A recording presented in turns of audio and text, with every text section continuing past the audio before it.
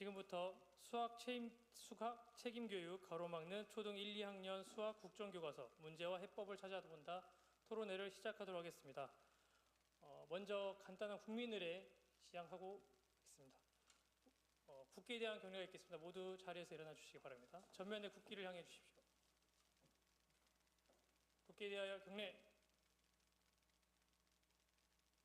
바로 이하 국민의례는 생략하도록 하겠습니다.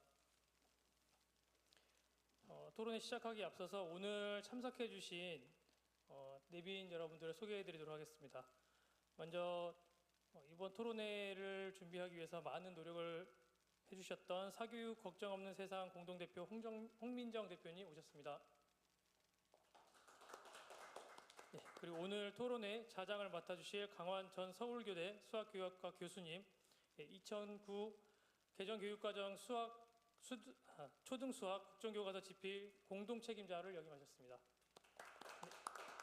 네, 오늘 발제는 최수일 사교육 걱정 없는 세상 수학교육혁신센터 센터장님께서 해주시겠습니다. 네, 토론자 소개드리겠습니다. 임다원 서울 청구초등학교 선생님 오셨습니다. 네, 학부모를 대표해서 용은중 학부모님 오셨습니다. 네, 교육부 교육콘텐츠정책과 교육연구관 이종원 연구관이 오셨습니다. 네, 오늘 토론회는 사교육 걱정 없는 세상 유튜브를 통해서 생중계되고 있음을 말씀드리겠습니다. 강덕구 의원님이 이 토론회를 주관해 주셨는데요. 지금 국회로 오고 계시는 중이어서 도착하시는 대로 인사드리도록 하고요. 먼저 홍민정 공동대표님의 인사 말씀 듣도록 하겠습니다. 네, 안녕하십니까. 사교육 걱정 없는 세상 공동대표 홍민정입니다. 강덕구 의원실과 저희 사교육 걱정 없는 세상이 지난 7월에 영유아 사교육 실태를 조사해서 발표했던 적이 있었습니다.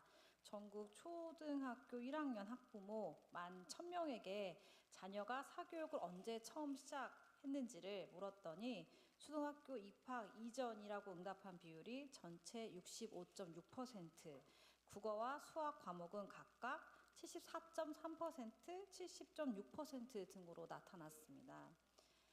10명 중 6명에서 7명은 초등학교 진학 이전에 한글과 수는 물론이고 이른 나이에 사교육 시장에 진입하고 있다는 것이 확인이 된 것이죠. 이와 같이 영유아 단계까지 내려온 사교육 경쟁을 해결하기 위해서는 먼저 치열한 입시 경쟁을 해소하는 것을 비롯해서요, 초등 단계에서의 책임 교육이 필요합니다. 이미 학교 현장에서도 여러 노력들을 하고 있는 것으로 알고 있습니다. 한글 교육 시수를 늘리고 기역, 니은, 디귿부터 차근차근히 가르친다는 한글 책임 교육 정책이 실시되고 있습니다. 그럼에도 불구하고 학부모의 대부분은 한글을 깨치고 학교에 가야 한다, 알림장을 써야 한다더라, 수학 문제를 읽어야 풀 수 있는데 미리 안 하면 수학에서도 뒤처진다더라 는 이야기들로 불안해하고 있습니다. 초등학교 2학년 부모인 저에게도 주변 엄마들이 사고력 수학과 도형은 따로 해야 된다는 이야기가 심심치 않게 들려옵니다. 또 SNS를 켜면 귀신같이 제가 초등학교 부모인 것을 알고 대치동에서 이렇게 수학 공부한다더라라는 광고들이 계속 따라 붙습니다. 다소 길고 어려운 문제들을 보면 또 아이가 잘 따라갈 수 있을지 막연한 불안이 엄습해 옵니다. 네, 이처럼 학부모들은 불안합니다. 학교 책임교육 구현을 위한 지원과 대책이 또 필요한 이유이기도 하죠. 사교육 걱정 없는 세상과 강덕구 문정복 의원실은 이런 학부모들의 불안을 해결하고 나아가 초등학교 저학년 단계에서 수학 학습 결손이 생기는 문제를 또 해소하기 위해서 수학 책임교육 가로막는 초등 1, 2학년 수학 국정교과서 문제와 해법을 찾는 이 토론회를 마련하게 되었습니다. 해법을 찾기 위해 학부모들에게 설문을 실시했고 새로운 교육과정에 반영된 교과서를 분석하였습니다. 초등학교 저학년 단계는 학습의 기초이자 모든 학습의 도구를 익히는 학습의 중액적 단계입니다. 이 단계에서 학교가 제대로 된 역할과 교육을 하는데 기여하는 논의가 오늘 이 자리에서 이루어질 것이라고 기대하고 있습니다. 자료를 조사하고 대안을 모색하신 발제자분과 고견을 나눠주실 오늘 토론자분들, 그리고 이 자리가 가능하게 애써주신 강특구 의원실, 문정복 의원실에 진심으로 감사를 드립니다. 오늘 이 논의가 학부모들의 불안을 해소하고 초등 수학 책임 교육의 실현을 가능하게 해줄 초석이 되기를 기대하겠습니다. 감사합니다. 네, 저도 초등학생 두 자녀를 두고 있는 학부모인데요. 대표님 말씀을 듣는 이 순간에도 저희 자녀의 사교육을 어떻게 해야 되는지 늘 갈등하는 마음이 한 번 더 생각이 나는 것 같고요. 수학이 어느 학생들에게나 참 쉽지 않은 과목이라고 생각이 드는데 오늘 토론회 과정을 통해서 좀 더 나은 대안들을 찾아갈 수 있는 시간이 되길 바라겠습니다.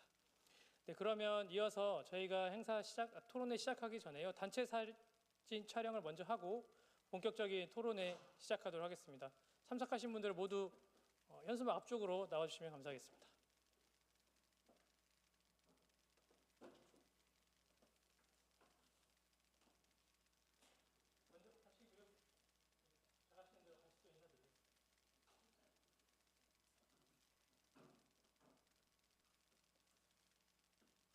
네, 사진 촬영 부탁드립니다.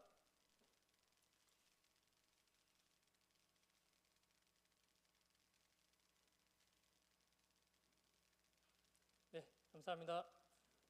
예, 이어서 본격적인 토론회를 위해서 잠깐 자리 정리 진행하도록 하겠습니다.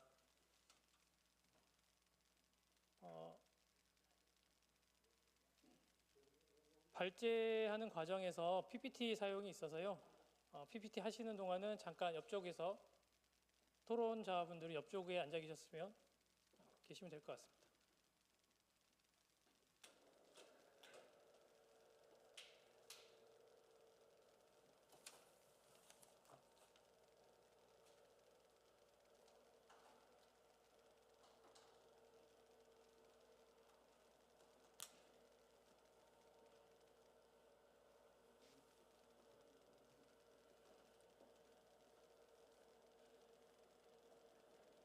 예, 그럼 토론회 진행은 좌장을 맡아주신 장원 교수님께 마이크를 넘기도록 하겠습니다. 예, 진행 부탁드리겠습니다.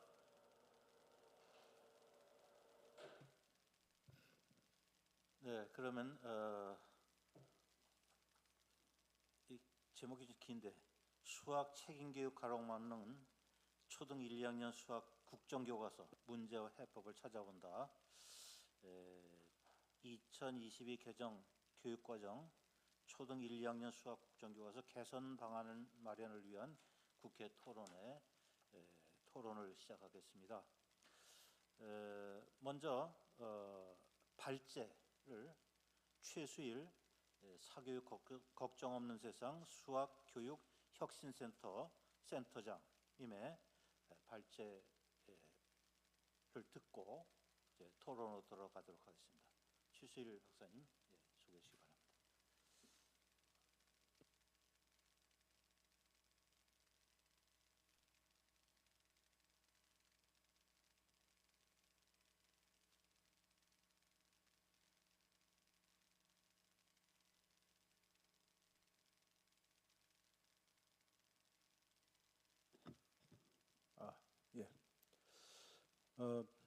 이번 토론회 발제를 맡은 사교육 걱정 없는 세상 수학교육 혁신센터 센터장 최수일입니다.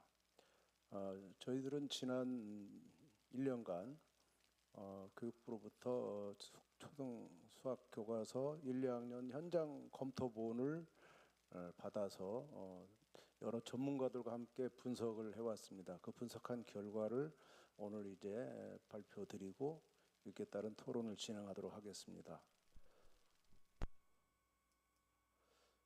분석 결과를 이제 한마디로 요약하면 현재 어쨌든 수정하겠지만 현재 교과서로 보면 수포자 양산과 선행학습을 조장하고 있다. 수학 교과서가. 그래서 크게 5가지 이슈를 가지고 말씀을 드릴 건데 첫 번째는 교과서가 한글 선행학습을 조장하고 있다. 그리고 이 김책 해결에 사교육의 도움이 필요하다. 그리고 수학 과목에서도 선행학습을 요구하고 있고 교과서가 수학의 기본 지식과 기능을 익히기에 부실하다라는 거. 그리고 마지막 5번째 사파가 위험 요소와 불안 요소를 다수 포함하고 있다는 것을 말씀드릴 겁니다. 하나씩 이제 들어가 보겠습니다. 한글 선행학습에 대해서는 세 가지 측면에서 분석했는데요. 1학년 수학 교과서가 첫 단원, 이제 입학한 아이들의 글밥이 너무 많다는 거, 그리고 또 첫 단원의 단원 평가를 보면 한글 지시문이 너무 많아서 한글을 몰라서 수학 문제를 못 푸는 그런 현상이 벌어질 것이 예상됐고, 그리고 이제 저학년 1, 2학년 수준에 적절하지 않는 용어나 어휘가 다소 사용되었다라는 걸 볼 수가 있습니다. 지금 보시는 거는 1996년 6차 교육과정이죠. 6차 교육과정에 1학년 1학기 첫 단원 시작 장면입니다. 이게 교과서 첫 장입니다. 첫 장. 그러니까 첫 장 애들이 넘기면 바로 이렇게 단원을 볼 수 있고 익숙한 토끼나 이런 그림이 있는데, 이번 교과서를 보면 이게 첫 장입니다. 첫 장에 구성과 특징을 설명한다고 이게 5가지의 특징을 아주 긴 글밥으로 설명하고 있고, 또 안에 들어가면 실제 활동할 내용들을 이렇게 다 미리 다 제시해서 여기에도 너무 많은 이제 글밥들이 있는 걸 볼 수가 있습니다. 또 보면 친구들과 같은 점, 다른 점을 찾아보세요라든가 연결 모형이라는 걸 주고 또 여기서 같은 점, 다른 점을 이야기해보는 이런 지시문들을 볼 수가 있습니다. 그리고 교과서에 이제 딱 첫 단원이 시작됩니다. 그러니까 이 첫 단원 시작 전에 벌써 한 너댓 페이지에 걸친 이런 다수의 글밥이 포함된 글들이 있는데, 그게 이게 아이들을 위한 것인지 교사들을 위한 것인지 알 수가 없는 그런 상태입니다. 또 다시 96년으로 돌아가면 2단원을 볼 수 있는데, 이제 왜 2단원이냐면 저 때는 누리과정이 없어서 아까 1단원이 수색인데 수색이가 지금 누리과정 내려갔기 때문에 그때는 이게 2단원이었습니다. 2단원에서 1, 2, 3, 4, 5로 시작하는데 교과서를 보시면 1, 2, 3 볼 수가 있죠. 그 다음 넘기면 4, 5를 볼 수가 있는데 요 맨 밑에 보면 괄호 속에 조그만 글씨로 수, 4, 5, 6 알아보기 써 있습니다. 이것은 교사들이 필요한 거죠. 이렇게 교사용은 아주 조심스럽게 조그만 글씨로 애들이 보지 않아도 되게끔 써놓은 거, 이 96년에 30년 전에 배려인데, 지금 이제 이 교과서를 보면 96년 거는 또 1, 2, 3, 4, 5도 이렇게 그냥 계속 그림으로만 가고 있습니다. 근데 지금 이제 새 교과서는 이렇습니다. 내년에 사용될 1학년 1학기 첫 단원은 이렇게 됩니다. 이렇게 그림도 있지만 글밥이 많이 있고요. 또 그 다음 페이지 넘겨보면 수를 써봅시다. 내 물건의 수를 세어봅시다. 물건 들기 놀이를 해봅시다. 이런 것들은 굳이 써지 않아도 충분히 아이들이 그냥 그림만 봐도 이해할 수 있고, 만약에 아이들의 이해를 돕는다면 사파를 좀 더 정교하게 그리면 충분히 해결 가능한데, 다 사파를 조금 그려놓고 말로 다 해결하려고 하고 있는 이런 현상을 볼 수 있습니다. 저 놀래서 또 1학년 1996년 책으로 갔더니 이게 4단원입니다. 4단원. 4단원이라는 것은 한 5월 넘어서 이렇게 갈 건데 4단원인데도 불구하고 글이 없습니다. 글이. 그리고 밑에 보면 역시 교사를 위한 발문은 조그맣게 모양이 같은 것 찾기 이렇게 돼 있지 막 표면적으로 지시문이 없는 걸 볼 수가 있습니다. 이게 4단원입니다. 그림 보면 알 수 있거든요. 뭐 하라는지. 물건을 만드는구나 라는 거, 모양을 만드는구나 이런 거죠. 근데 이제 우리는 또 2단원, 이게 똑같은 게 2단원이거든요. 아까 모양 만들기 현재 교과서입니다. 교과서는 글밥이 막 보이죠. 아까보다 훨씬 많은 글밥이 보입니다. 이렇게. 붙임딱지 이런 어려운 말도 들어가 있고 이런 것들 아이들이 이제 해야 되는 이런 거죠. 아까 우리 홍민정 대표님 말씀하셨지만 우리가 교사들뿐만 아니라 이제 우리 회원들을 대상으로 한글 선행학습 설문조사를 최근에 했습니다. 했더니 우리 회원조차도 사교육을 최대한 안 시키려는 우리 회원들조차도 유치원 때 취학 전에 미리 한글을 배운 비율이 67.4%입니다.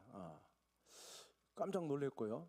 그래서 왜 한글을 했느냐 했더니 학교에서 한글을 알고 있다는 전제로 수업하는 것을 계속 경험했기 때문에 안 가르칠 수가 없다. 이게 이제 답변입니다.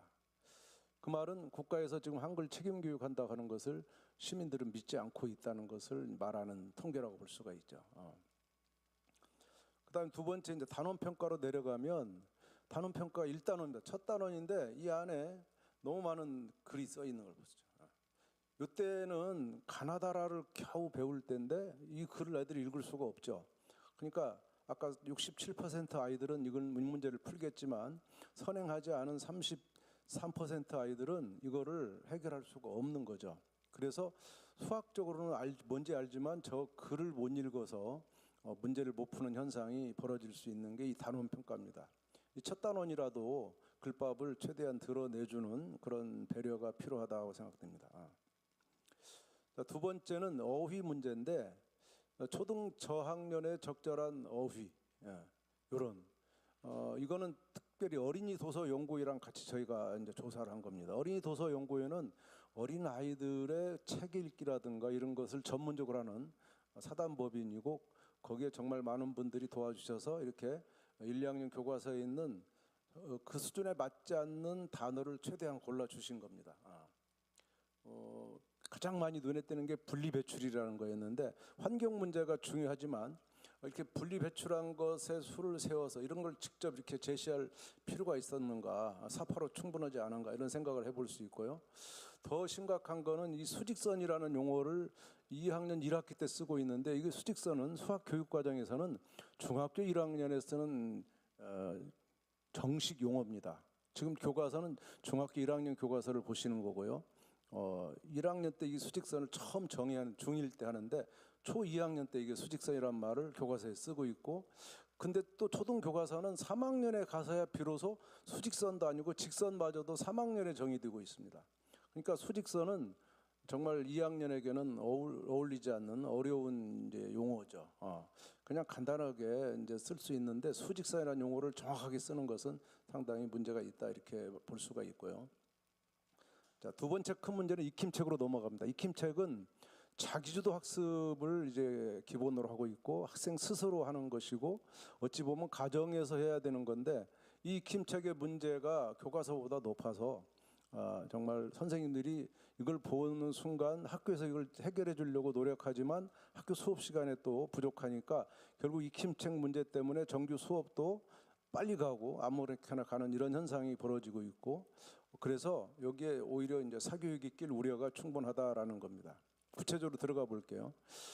익힘책 난도를 저희가 다 조사했더니 이 정도 지금 수십 개의 문제가 교과서보다 너무 어려워서 아이들이 스스로 할 수는 없다라는 겁니다. 구체적으로 예시를 들어보면 이게 1학년 2학기인데 왼쪽은 교과서입니다. 교과서에서는 같은 수를 찾는 정도, 수 두 개가 나오면 같구나 하는 정도인데 오른쪽에 똑같은 단원에는 이렇게 두 가지의 경우의 수를 나누게 하고 이게 예시를 들어놓고 그다음 내수에서 또 두 개를 애들이 찾아내서 그걸 또 두 가지로 또 나누는 이런 아주 복잡한 경우를 다루고 있는 이 익힘책 문제가 1학년 책에 들어가 있습니다.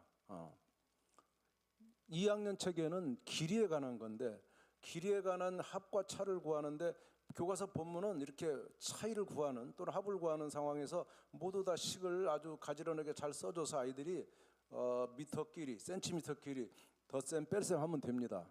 그런데 익힘책의 문제는 이렇게 또 수카드를 3장 주고 이거를 한 번씩 사용해서 이 또 말풍선이 있는데 말풍선에 모와 9m 48cm와 1m 3cm 차를 구하고 이거보다 또 긴 길이를 말해봐라. 이렇게 아주 어려운. 그러면 학생들은 이 두 개의 차이를 구해야 되는데 이 말로 된 차이와 이쪽 왼쪽처럼 이 식으로 된 차이는 엄청나게 차이가 있죠. 왼쪽은 아이들이 그냥 빼면 되는데 여기는 애들이 이걸 이렇게 식으로 세로로 써야 되는 이 과정이 교사들이 하는 정도의 어려운 작업이다. 근데 그걸 빼도 결과를 알아도 답은 그게 아니고 이거보다 긴 거를 이 7, 8, 9를 이용해서 만들어야 된다는 사실, 정말 어려운 문제가 아닐 수가 없습니다. 이런 식의 문제가 이제 익힘책에 들어가면 정말 아이들은 집에서 부모님이 해결해 주기도 어렵고 사교육 도움을 받아야 되지 않냐 이렇게 말씀드리는 겁니다. 또 이 교과서에는 익힘책인데 아주 긴 문장을 애들이 막 쓰게끔 하는 이게 17쪽입니다. 17쪽은 4월 달에 배울 건데 4월 달 입학한 아이들이 영을 사용해서 이야기해 보세요.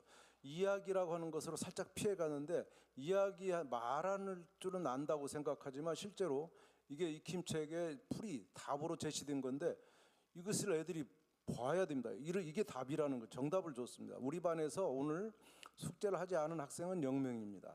지난주에는 책을 0권 읽었습니다. 하지만 이번 주에는 책을 3권이나 읽었습니다. 이거를 말로만 하는 것이 아니라 글로 또 읽어야 되는 이런 부담까지 아이들한테 있는 이것이 4월 달에 초등학교 1학년 아이들이 할 수 있는 것인가라는 이런 것을 고려하지 않고 있다는 것을 말씀드릴 수 있습니다. 세 번째는 이제 수학 문제로 들어가 보겠습니다. 수학 문제도 정말 어려운 문제들이 많은데 그중에 하나만 예를 들면 이렇습니다. 지금 네모 안에 과일의 수를 써놓으세요 했어요. 자, 복숭아 개수는 이게 10개 하고 9개니까 29개 셀 수가 있어요. 또 자두는 10개, 3개, 43개입니다.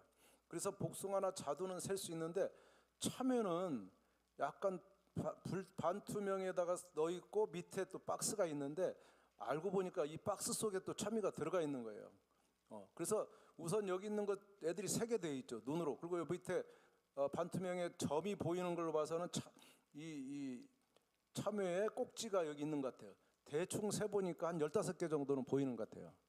근데 보통 아이들은 이걸 15개라고 생각할 건데 문제는 그게 아니고 이 아이가 문제를 냈는데 참외는 몇 개냐 했더니 얘가 복숭아의 수보다 많고 자두의 수보다 적어. 그 말은 복숭아 29개보다 많고 자두 43개보다 적어.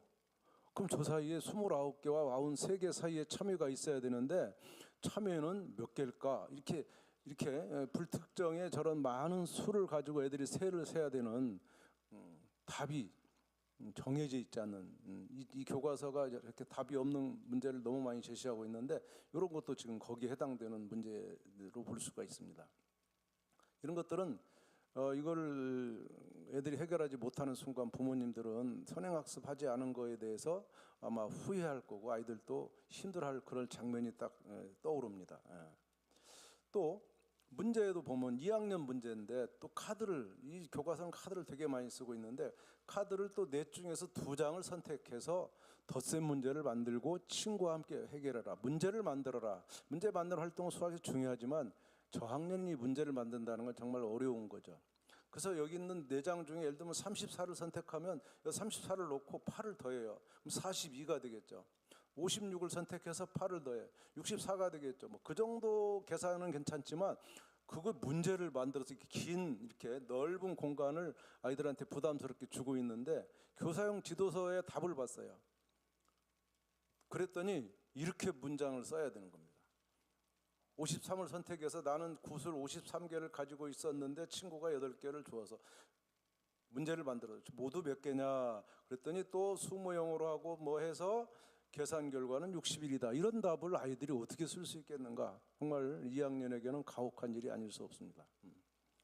네 번째는 이번 교과서의 가장 큰 문제라고 보는데 교과서가 저학년이기 때문에 적어도 계산이나 이런 것의 기본 지식, 기능을 충분히 익혀야 돼요. 그래야 3, 4학년에서 문제가 안 생기는데 1, 2학년에서 덧셈 뺄셈을 제대로 익힐 그런 것이 부실하다. 그게 원인이 개방형 과제라는 겁니다. 개방형 과제는 교육학적으로 상당히 유익한 과제인 건 분명하지만 이 개방형 과제라고 하는 것을 하려면 기본 지식과 기능이 있어야 되는 건데 그 익히는 것을 포기하고 개방형 과제로 바로 넘어간 과제가 너무 많고 또 아이들한테 선택을 많이 할 수 있도록 자율권을 줬지만 이 선택한 과제 중에는 선택이 아닌 반드시 해야 되는 선택 하나만 해서는 안 되고 3개를 선택하는 것 중에 하나만 선택해서는 큰일 나는 과제들이 꽤 있었습니다. 이제 2가지 예시를 볼 건데 우선 개방형 과제를 본다면 아이들이 두 수의 뺄셈을 이렇게 수모형으로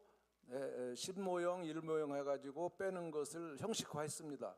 그래서 10모형끼리 빼고 1모형끼리 빼고 요거를 한번 가르쳐서 형식화한 과정 이후에 이 다음에 나와야 될 문제는 이런 놀이 같은 개방형 문제가 아니고 이렇게 막 이런 계산 애들이 지금 할 수 있는 게 아니고 이것을 좀 더 익히고 하는 그 과정이 설계돼서 수업 시간에 저걸 충분히 해야 되는데 바로 놀이로 넘어가서 아주 아이들이 이 놀아야 되고 또 형식화한 것을 숙달하는 것을 동시에 해야 되는 것이 가능할까라는 굉장히 의심스러운 대목입니다. 그래서 현재 교과서를 봤습니다. 이건 현재 교과서입니다. 현재 교과서는 아까처럼 형식화하는 과정이 똑같이 있죠. 형식화도 아까보다 훨씬 이 형식화 너무 단순한데 여기는 단계적으로 나눠서 아이들이 충분히 형식화할 수 있도록 하고 그러고 나서도 또 밑에 뺄셈을 연습하는 이렇게 기능을 익히는 이 과정이 이 교과서에는 이 과정이 생략돼 있는 거죠. 그래서 개방형 과제를 한번 세봤어요. 개방형 과제는 이분들이 지필진이 굉장히 강조하고 있어요. 개방형 과제가 중요하다는 건 알고 했는데 너무했다라는 생각이 드는 게 지금 현재 교과서의 1학년 2학기 교과서만 분석할 때 개방형 과제가 10개 정도 있습니다. 개방형 과제 다 해야 됩니다. 지금도 하고 있습니다. 그런데 이번에는 24개가 들어갔어요. 무려 2.4배나 되는데 2.4배의 공간을 학생들이 연습하고 익히는 그 과제가 사라진 겁니다. 이게 14개가 사라진 거죠. 그 14개가 대부분 다 연산에 관한 건데 연산을 아이들이 기본적으로 할 수 없는 그런 교과서라고 생각이 됩니다. 그 다음에 선택형 과제를 꽤 많이 뒀는데 선택형 중에는 선택해도 되는 게 있습니다.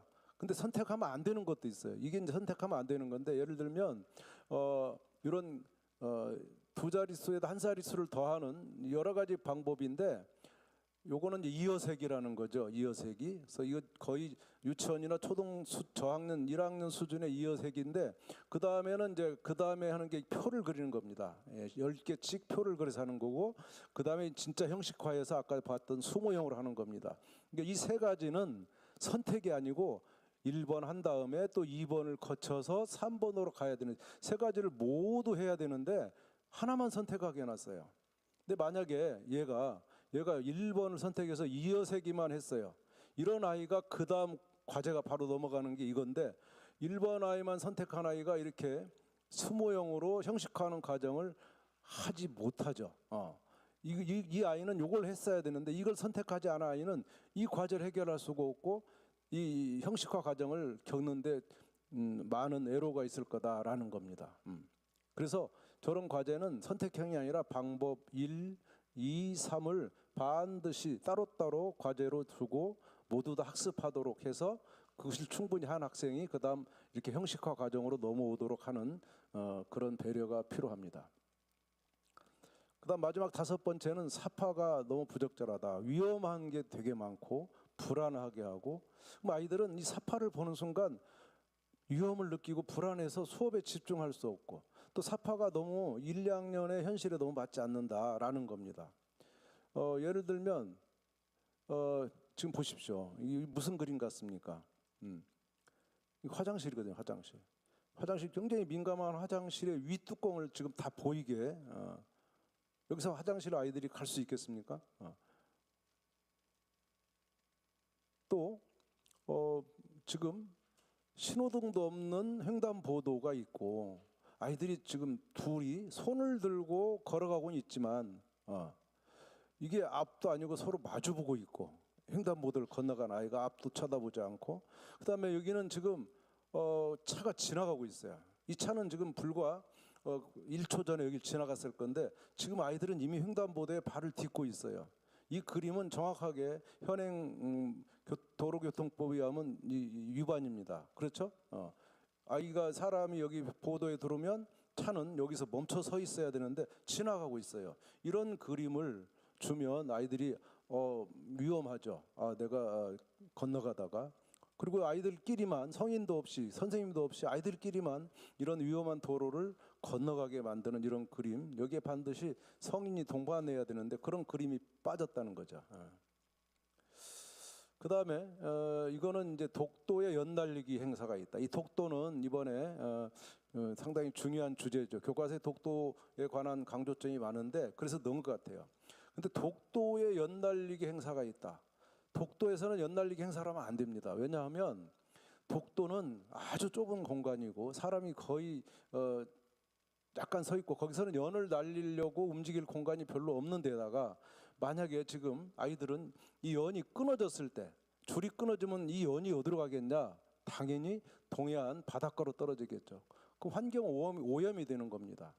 그래서 알아보니까 실제로 독도의 연날리기 대회를 많이 하는데 독도에 사는 게 아니고 어디서 하냐면 땅에서 합니다. 독도는 우리 땅 해가지고 한국 땅 해서 연날리기 대회 합니다. 어디서 하냐면 이 도시 지역에서 하는 거죠. 독도에 사는 게 아닙니다. 이건 연합뉴스에서 가져온 건데 이렇게 하는 그림을 줘야지 독도를 이렇게 직접 독도에서 연날리기 한다 이런 말은 전혀 맞지 않고 환경 오염에 우려가 있다는 이런 불안 요소가 있다는 겁니다. 그림 하나 더 보시면 굉장히 그 다양한 정보가 들어가 있습니다. 요거는 단원이 79나 63, 99와 같은 두 자릿수 50에서 100 사이를 하는 단원 같은데 일단 버스가 막 지나갑니다. 매연이 있겠죠. 근데 그 앞에 호두 과자가 진열되어 있어요. 잘 보면 호두 과자가 다 껍질이 없어요. 그러면 이 호두 과자가 어떻게 팔겠는가? 여기 진열하면 되는 것인가라는 그런 안전 문제. 버스 보면 63번인데 63번이 지금 잘 보시면 이쪽에 앞에요. 그러니까 버스 번호는 여기가 아니고 반대쪽에 있어야 되는데 이쪽에 사람들이 볼 수 없는 곳에 버스 번호판을 놓는다든가 또 여기 보면 선착순 99명 할인 이렇게 써 있습니다. 99 때문에 쓴 건데 선착순, 할인 이런 걸 1학년 아이들이 어떻게 할 수 있겠는가. 또 여기 보면 행복시장 90주년 대축제 아이들이 잘 모르긴 하겠지만 어쨌든 성인의 입장에서 볼 때는 90주년이면 이게 1934년인데 1934년 일제강점기 때 이 시장을 설립했다라는 것도 잘 납득이 안 되는 그런 현실성에 대해서 우려를 표하지 않을 수가 없습니다. 그 다음에 여기도 보면 아까 그 연같 수건 이런 건데 낱장 6장이 있죠. 10개짜리가 3개 있죠. 100개짜리가 5묶음 있습니다. 근데 이건 1000개라고 써 있어요. 1000개인데 바로 옆에 있는 100개랑 그림이 똑같아요. 그럼 하나, 둘, 셋, 넷, 400개인데 이 400개 써놓고 1000개라고 써놨어요. 그럼 애들은 이게 400장인데 왜 1000일까?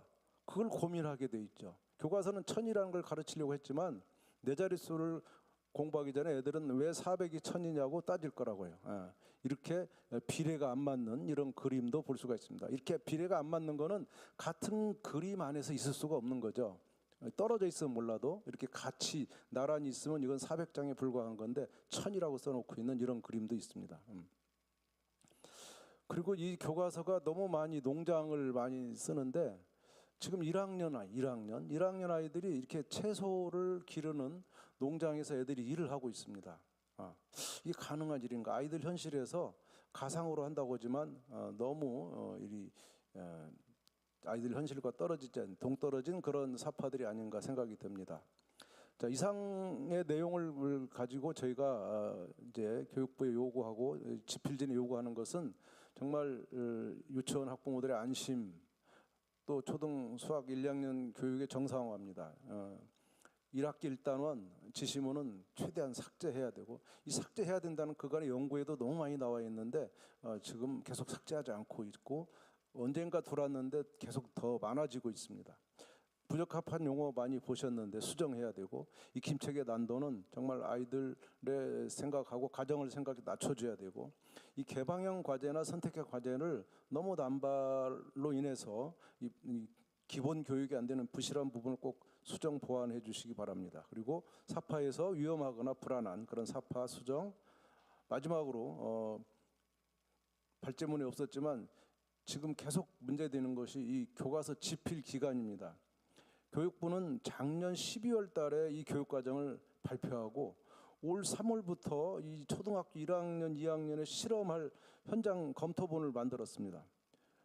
불과 2달 만에 책을 썼다는 게 이해할 수 없고 아이들의 교육을 위한 책을 2달에 해서 그냥 내보내는 이 그간 몇 번의 관행이 있었는데 앞으로 새로운 교육과정 때는 정말 교과서 집필 기간을 적어도 1년 이상으로 늘려야 한다 이런 요구를 드리면서 제 발제를 마치도록 하겠습니다. 감사합니다.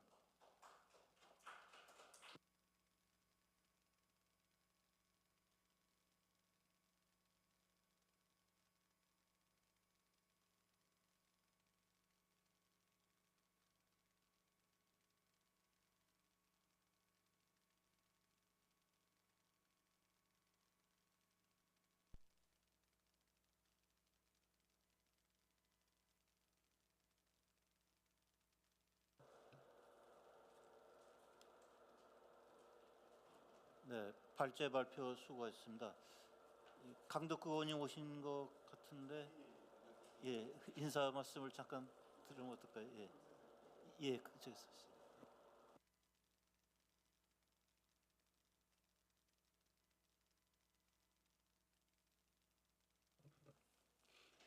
여러분들 인사드리겠습니다. 저는 국회 교육위원으로 있는 강덕구 의원입니다.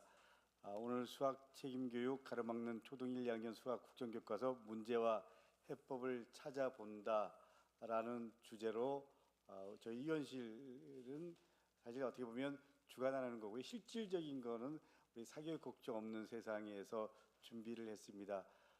우리 홍민정 공동대표님 그리고 최수일 센터장님 함께해 주신 모든 분들께 진심으로 감사의 말씀드립니다.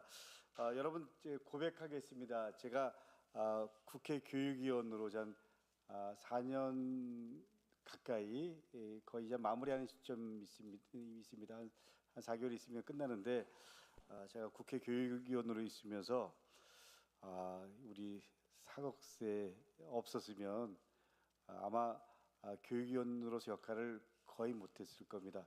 저희들은 문제의식은 갖고 나름대로 관점은 있지만 전문성이라든지 데이터들이 없다 보니까 함께할 파트너가 없으면 실제로 방향성이라든지 뭐 또 현장에 대한 이해, 현실에 대한 이해가 상당히 부족할 겁니다. 여전히 지금도 부족하지만 그렇지만 사학세 덕분에 그래도 나름대로 좀 사학세가 나침반 역할을 해줘서 여기까지 왔습니다. 너무 감사드리고요.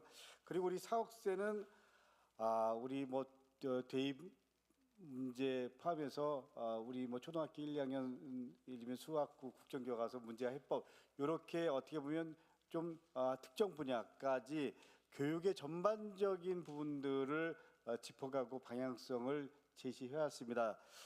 이런 부분들이 좀 정책에 반영되고 이 정책을 통해서 대한민국의 교육의 틀이 좀 바뀌었으면 하는 게 우리 홍민정 대표님이나 또 우리 사학세에 함께하는 분들 모두의 생각입니다. 저도 그 입장에 동의합니다. 제가 오면서 그 수학의 노벨상이라고 불리는 필지상인가요? 허준이 이 수상자 얘기를 딱 보니까 허준이 교수께서 이런 얘기를 했더라고요. 수학은 아름다운 예술이다. 근데 초등학교 1, 2학년 때 이런 문제, 특히 익히 문제 이런 걸 보면 뭐 완전히 수학의 진리잖아요. 그러니까 저는 어떻게 하면 우리 아이들이 수학을 아름다운 예술로 받아들이고 그걸 통해서 상상력과 창의력을 키우고 그걸 통해서 삶의 지혜를 키우고 그걸 통해서 수학이 인생의 삶을 또 여러 가지 현안들이 있을 때 풀어가는 지혜로 작동할 수 있을지 이런 관점에서 우리 그때 연령대에 맞는 우리 그 교과서가 되기를 바라면서 오늘 여러 가지 문제점과 대안을 말씀해 주셨는데요.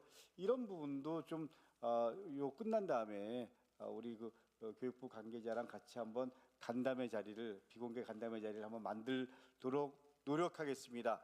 마지막으로 다시 한번 말씀드립니다. 사교육 걱정 없는 세상 덕분에 4년 동안 나름대로 역할을 해왔다. 그리고 사교육 걱정 없는 세상의 큰 틀의 가치, 비전 이런 부분들 속에서 대한민국 교육이 사교육 걱정 없는 세상이 되고 그리고 그걸 통해서 우리 아이들과 학부모님들에게 희망을 주는 그런 대한민국의 교육의 큰 틀의 좀 방향성들이 잡히기를 진심으로 바라고 희망합니다. 오늘 함께해 주신 모든 분들께 감사드립니다. 감사합니다.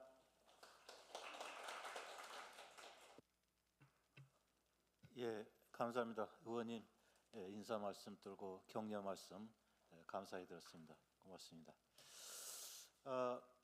오늘 발제를 해주셨고 이제 토론을 들어갈 텐데 좀 오늘 토론을 해주실 분은 이제 세 분인데 좀 아쉬운 것은 이 자리에 그 집필 책임자가 좀 오셨더라면 하는 아쉬움이 있습니다. 그래서 교육부에서는 이종원 연구관님께서도 이렇게 나오셨는데 교육부에서도 연구원 나오시는데 집필 책임자가 함께 왔어야 되지 않았는가 좀 아쉬움이 있네요.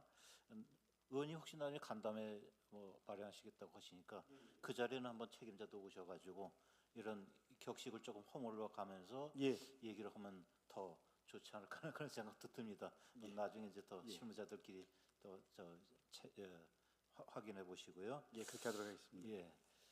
그리고 오늘 이제 토론회는 임다원 청구 초등학교 교사, 또 용은족 학부모님, 그리고 이종원 교육부 연구관님 이렇게 나오셔서 토론을 해주시겠습니다.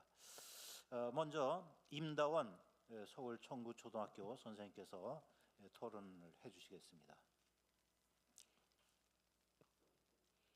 네, 2022 개정 교육과정에 따른 초등 1, 2학년 수학과 교과용 도서 개선 방안 마련을 위한 자리에 초대해 주셔서 감사합니다. 발표자의 발표 내용에 공감하며 해당 교과서를 활용하여 수학의 세계로 첫 발을 내딛게 될 초등 1, 2학년 학생들을 지도하게 될 현장 교사로서 몇 말씀 보태고자 합니다. 코로나19가 핥히고 간 교육 현장에는 한층 심각해진 학습 격차를 보이는 학생들이 남겨져 있습니다. 이는 코로나19로 인한 팬데믹 시기를 겪은 유아들에게도 예외가 아니었던 모양입니다. 부득이하게 교육, 보육, 돌봄의 공백을 겪고 초등학교에 입학한 1, 2학년 학생들이 신체적 측면, 언어적 측면, 사회적 측면, 정서적 측면에서 다양한 어려움을 겪고 있음을 우리 교사들은 피부로 느끼고 있습니다. 사실상 학생, 학부모, 교원이 모두 만족할 만한 수학 교과서를 개발하기란 매우 어렵습니다. 다만 새롭게 개발된 초등 1, 2학년 수학 교과서로 배우게 될 학생이 가진 배경과 또 이들이 처한 상황을 이해하고 배려하여 개선하기 위한 노력은 꾸준히 이루어져야 할 것입니다. 이러한 의미에서 발표 내용은 상당한 시사점을 제공한다고 생각합니다. 2022 개정 교육과정에 따른 초등 1, 2학년 수학과 교과용 도서 현장 검토본 분석에 대한 의견을 말씀드립니다. 첫째, 발표 내용에서 언급된 바와 같이 수업에서 주된 교재로 사용하는 수학 교과서가 한글 교육과 발맞추고 있지 못하고 있음을 지적한 것은 타당하다고 봅니다. 우리 1학년 1학기 교실에는 한글의 자음이나 모음도 미처 익히지 못한 학생, 또 음성적 읽기가 가능한 학생, 음성적 읽기를 넘어서 상당한 수준의 의미적 읽기까지 가능한 학생들이 온통 뒤섞여 있습니다. 이 때문에 상대적으로 소외당하는 학생이 발생할 수 있습니다. 학습 문제 제시를 위한 문장을 비롯한 필수적인 문장을 제외한 나머지는 이 수학 교과서를 활용하여 수업을 실천하는 교사의 몫으로 남겨두어도 충분할 것입니다. 둘째, 발표 내용에서 언급된 난도 높은 익힘책 문항들은 대부분 수학 교과 역량 관련 문항으로 보입니다. 교과서에서 학습한 내용을 중심으로 다소 복합적인 문제 상황을 제시함으로써 학생이 여러 가지 해결책을 모색하는 과정에서 수학 교과 역량 함양을 꾀하는 것으로 보이고요. 또 이에 동의하기도 합니다. 그런데 수학 교과 역량 함양을 위해서 반드시 복잡한 수학적 사고 과정을 거쳐야만 하는가에 대해서는 이견이 있습니다. 지식 이해, 과정 기능, 가치 태도를 통합하여 학습을 수행하면서 길러내기를 기대하는 교과 역량과 학습의 쉽고 어려움을 의미하는 난이도는 서로 다른 차원이기 때문입니다. 효율적으로 수학 교과 역량을 함양할 수 있는 학습 난이도에 대해서는 앞으로도 깊이 있는 연구가 이루어져야 할 테지만 교과서의 학습 흐름과 난이도에 따른 익힘책 문항 배열에서 가장 마지막 부분에 제시되는 난도 높은 문항들은 교사와 학생에게 어려운 학습 과제를 해결할 수 있을 때 비로소 수학 교과 역량을 갖출 수 있다는 메시지처럼 여겨질 수 있습니다.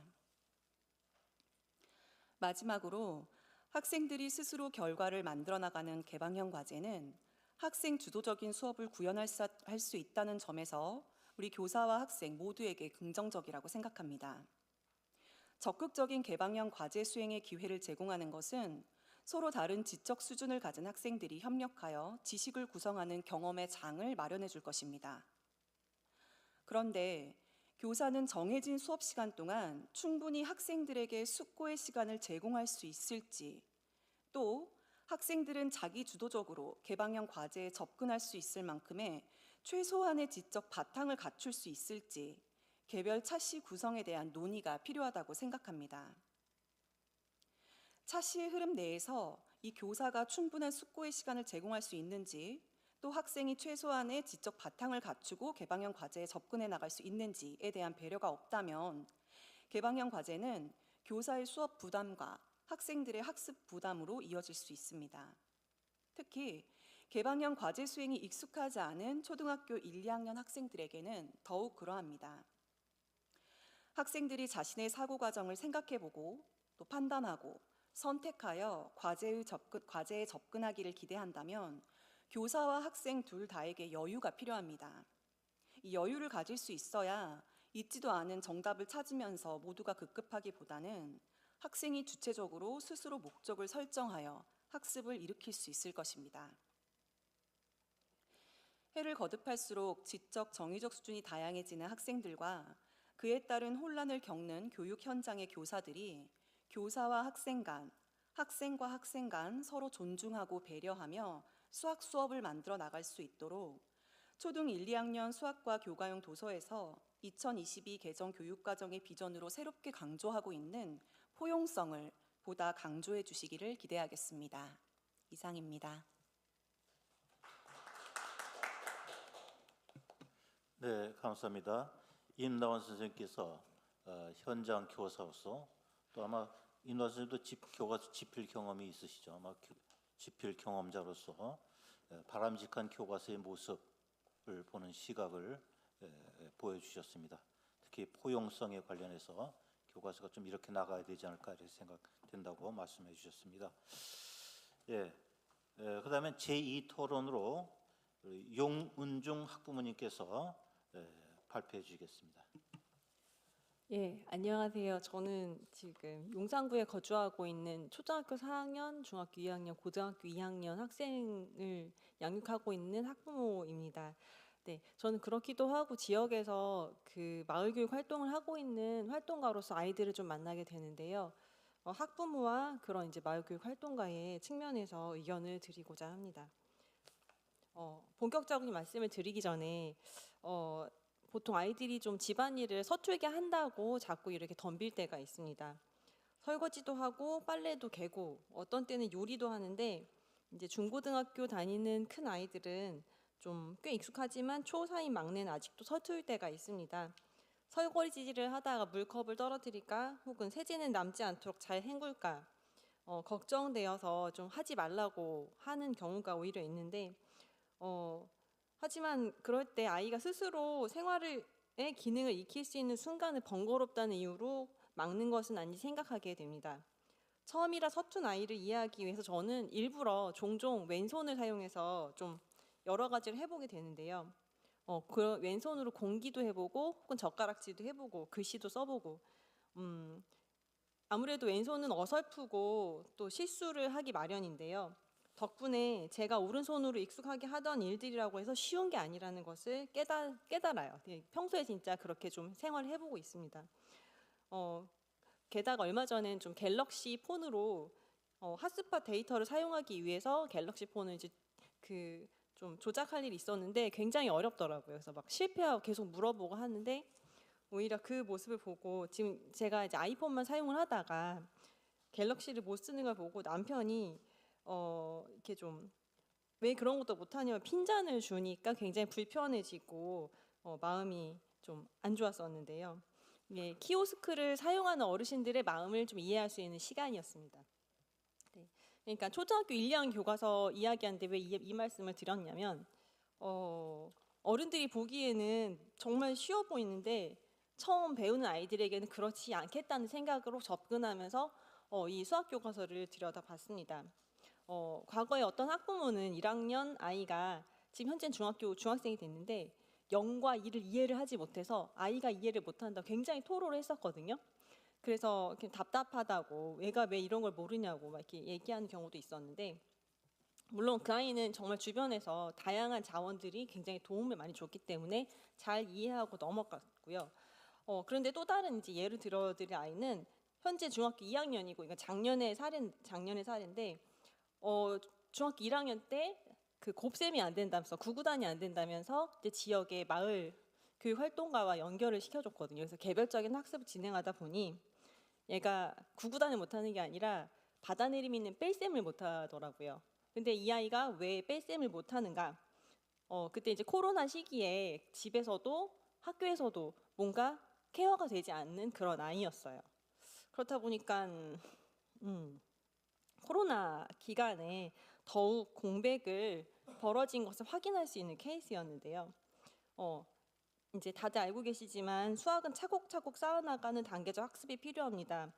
저도 한때는 사람에게 내재된 물상이라는 것이 있어서 1, 2학년 정도의 학습은 그냥 알 수 있는 게 아닌가라고 생각한 적도 있었습니다. 하지만 그것은 저의 착각이었습니다. 코로나 기간 이게 누적된 학습 격차를 아마 선생님들은 학교에서 아마 더욱더 굉장히 피부로 느끼고 계시다고 아마 선생님들이 다 아시고 계시겠지만, 그렇기 때문에 더욱더 중요한 1, 2학년 학습 과정이라고 좀 생각이 들었습니다. 그래서 이번에 사교육 걱정 세상에서 내년에 적용 예정인 수학 교과서 검토 결과를 보면서 제가 기존에 저도 이런 걸 잘 몰랐구나라는 것들을 알게 됐는데요. 첫 번째로 이제 역시나 입학 후 바로 문장 읽기를 필요로 하는 교과서였다는 것입니다. 초등에 입학해서 한글을 배운다는 게 기본적인 방침인데, 이 반에서 수학 교과서에는 첫 단원부터 문장을 읽어야 했습니다. 게다가 어려운 단어들도 많았습니다. 물론 교과서를 집필한 분들의 최대한 연령에 맞는 과정을 고려하셨겠지만 그럼에도 개선해야 될 부분들이 있었습니다. 네. 그리고 두 번째, 이 두 번, 세 번 생각을 거쳐야 하는 문제가 있어서 내가 아이들 교과서를 보면서 이 문제 어렵네 라고 생각했던 게 틀린 게 아니었구나를 좀 깨달았습니다. 네, 여기 저는 이제 아이들 그 교과서를 보면서 가르기, 모으기, 100단위를 10단위로 계산해서 합하고 빼는 과정, 굉장히 뭔가 말로 해도 조금 이렇게까지 해야 되나 싶은 이제 그런 내용들이 있었는데요. 여기 예를 들어서 그림이 나와 있는데요. 2022년, 그러니까 수학 익힘 1, 2의 11쪽. 예, 여기 아까 전에 그 최수희 선생님 그 예에서도 나왔는데, 숫자 카드 4개 중에서 2개를 골라서 그 중에 짝지어서 숫자를 만든다. 이 과정 자체가 여기다 이렇게 막 써놓기는 했는데 이게 좀 미리 학습을 했거나 수학적인 센스가 있는 아이들이라면 어렵지 않게 풀 수 있는 문제고, 어른들은 더더군다나 더 쉽게 풀 텐데요. 그렇지 않은 아이들에게는 수학은 어렵다, 수학은 내가 할 수 있는 게 아니다 라는 좀 마음속에 그런 마음을 내재하게 하는 과정이 아닐까라는 좀 걱정이 됐습니다. 네. 그래서 전에는 이제 방문학습지라고 해야 되나요? 이렇게 문제를 많이 연산하는 그런 학습지가 너무 많은 이 연습하게 하다 보니까 오히려 부정적이었는데, 이 시기에 제가 아이들은 보면은 좀 문제를 그래도 수학적 사고를 위해 기본적인 연산을 깨달아서 익숙하도록 연습하는 과정이 좀 필요하지 않을까라는 생각이 들었습니다. 그래서 저희 아까 전에 말씀드렸던 중학교 1학년인데 구구단 못했던 아이는 현재 아직도 나눗셈을 하고 있거든요. 그래서 꾸준히 연습을 하면서 100분율을 알 때까지 포기하지 않고 계속 지도를 할 예정입니다. 그리고 이 사파는 세 번째 말씀드릴 건 사파 부분인데요. 자세히 보지 않았다면 그냥 흘려봤을 법한 내용들인데요. 아이들의 일상생활과 밀접한 예와 사파를 요청하고 싶어졌습니다. 과거에 비해서 컬러풀하고 다채롭게 교과서가 변화해가고 있습니다만 아직 과거 버전에, 그러니까 업데이트되고 있는 그 교과서의 또 다른 업데이트 버전이라는 생각이 좀 들었어요. 사파를 보면서 네모난 모서리가 많다거나 선인장을 옮기는 예 문제는 일부 예민한 아이들에게는 좀 어려움이 있을 것 같다는 생각이 들었습니다. 그리고 아까 그 예에서도 나왔지만 횡단보도를 건널 때 이 그림 보면서도 아 그냥 지나갔으면 당연히 그냥 문제인가 보다라고 생각했을 텐데 지금 그러니까 어른도 없고 차는 앞에서 벌써 지나갔고 조금 위험한 상황이지 않나라는 생각이 들었습니다. 그래서 저도 이제 지역에서 그 교육 활동을 하면서 지역 교과서를 함께 집필한 경험이 있는데요. 그때도 이렇게 뭔가 중등 지역 교과서는 집필하고 초등 지역 교과서는 감수로 참여를 했었는데요. 지역 학교 선생님들과 꽤 오랜 기간 협력하고 매년 이제 업데이트를 하고 있거든요. 그런데 그 교과서도 이렇게 간단한 좀 이렇게 뭐라 그래야 되나 그래도 무게가 지금 1, 2학년 수학 교과서는 전국 아이들이 1, 2학년에 배우게 되는 이제 교과서이기 때문에 그 무게가 상당할 거라고 생각을 합니다. 1, 2학년 과정은 이후에 수학 학습을 위한 기초를 다지는 과정인 만큼 아이들 모두 무리 없이 잘 익히길 정말 바라고요. 한글 학습 과정을 고려하여 지문을 배치해 주시고 복잡한 사고 과정을 요하는 개방형 문제를 살펴봐 주세요. 아이들이 실생활과 밀접한 예시를 통해 수학의 흥미를 잃지 않도록 이렇게 좀 고려를 계속 해주셨으면 좋겠다는 생각이 들고요. 결과적으로는 한 명도 포기하지 않는 수학 교과서를 만들어 주시길 학부모로서 요청드립니다. 이상입니다. 네, 감사합니다. 용은종 학부모님께서 학부모의 입장에서 수학 교과서에 어떤 점이 염려가 되는지 또 어떤 점을 원하고 있는지 그런 관점에서 이야기를 들어봤습니다. 고맙습니다. 세 번째 토론은 교육부 교육 콘텐츠 정책과 교육연구관이신 이종원 연구관님께서 해주시겠습니다. 네, 안녕하세요. 교육부 교육 콘텐츠 정책과 교육연구관 이종원입니다. 먼저 토론회를 개최해 주신 강두구 의원님 진심으로 감사드리고요. 수학 교육에 큰 관심을 가져주시는 사교육 걱정 없는 세상 홍정민 대표님, 최수일 센터장님, 그리고 오늘 토론에 참석해 주신 강환 교수님을 포함한 토론자들께 또 감사를 드립니다. 집필지는 사정상 참석을 못했는데요. 저희가 오늘 들은 의견은 잘 전달을 해서 반영이 잘 될 수 있도록 최대한 노력을 하도록 하겠습니다. 우리 학생들을 위한 양질의 교과서 개발을 위해서 좋은 의견 주셔서 감사드리고요. 참고로 이 교과서는 국정, 검정, 인정 세 가지 개발 체제로 운영이 되고 있는데요. 지금 초등 1, 2학년 수학은 국정 체제로 개발이 되고 있습니다. 국정 교과서는 교육부 장관이 직접 개발을 하는 도서고요. 초등학교 국정 도서는 여러 단계를 거쳐서 지금 개발 중인데요. 먼저 이제 집필진이 꾸려지면 집필진 자체 검토, 또 집필진 내에 있는 검토진의 검토를 거쳐서 저희한테 이제 원고본이 제출이 됩니다. 그러면 총 7단계에 걸쳐서 진행이 되는데요. 지금 원고본, 계고본, 현장 검토본, 수정본, 감수본, 결제본, 최종본 총 7단계입니다. 지금 저희한테 넘어온 거는 현장 검토본을 거쳐서 수정본 작업을 진행 중에 있고요. 수정본이라고 하면 현장의 의견을 많이 반영을 해서 심의진들과 계속 토론을 하면서 교과서 내용을 지금 수정을 하고 있는 단계라고 보시면 되고요. 앞으로 감수본, 결제본, 최종본을 거쳐서 내년 24년 3월에 초등학교 교실에 활용이 되게 될 예정입니다.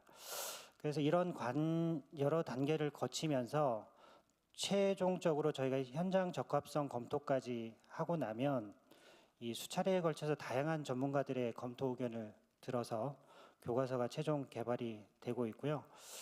아까 저기 최수일 센터장님께서 말씀하신 내용 중에서 저희가 조금 수정을 해야 될 부분이 1, 2학년 수학 같은 경우는 22년 10월부터 이제 개발이 시작되었고요. 그래서 저희가 23년 5월에 현장 검토본을 내보냈습니다. 그래서 총 한 6개월 정도의 개발 기간을 저희가 집필진들한테 이제 시간적인 여유를 줬고요. 그렇게 해서 개발이 진행되었다는 점 참고로 말씀드립니다.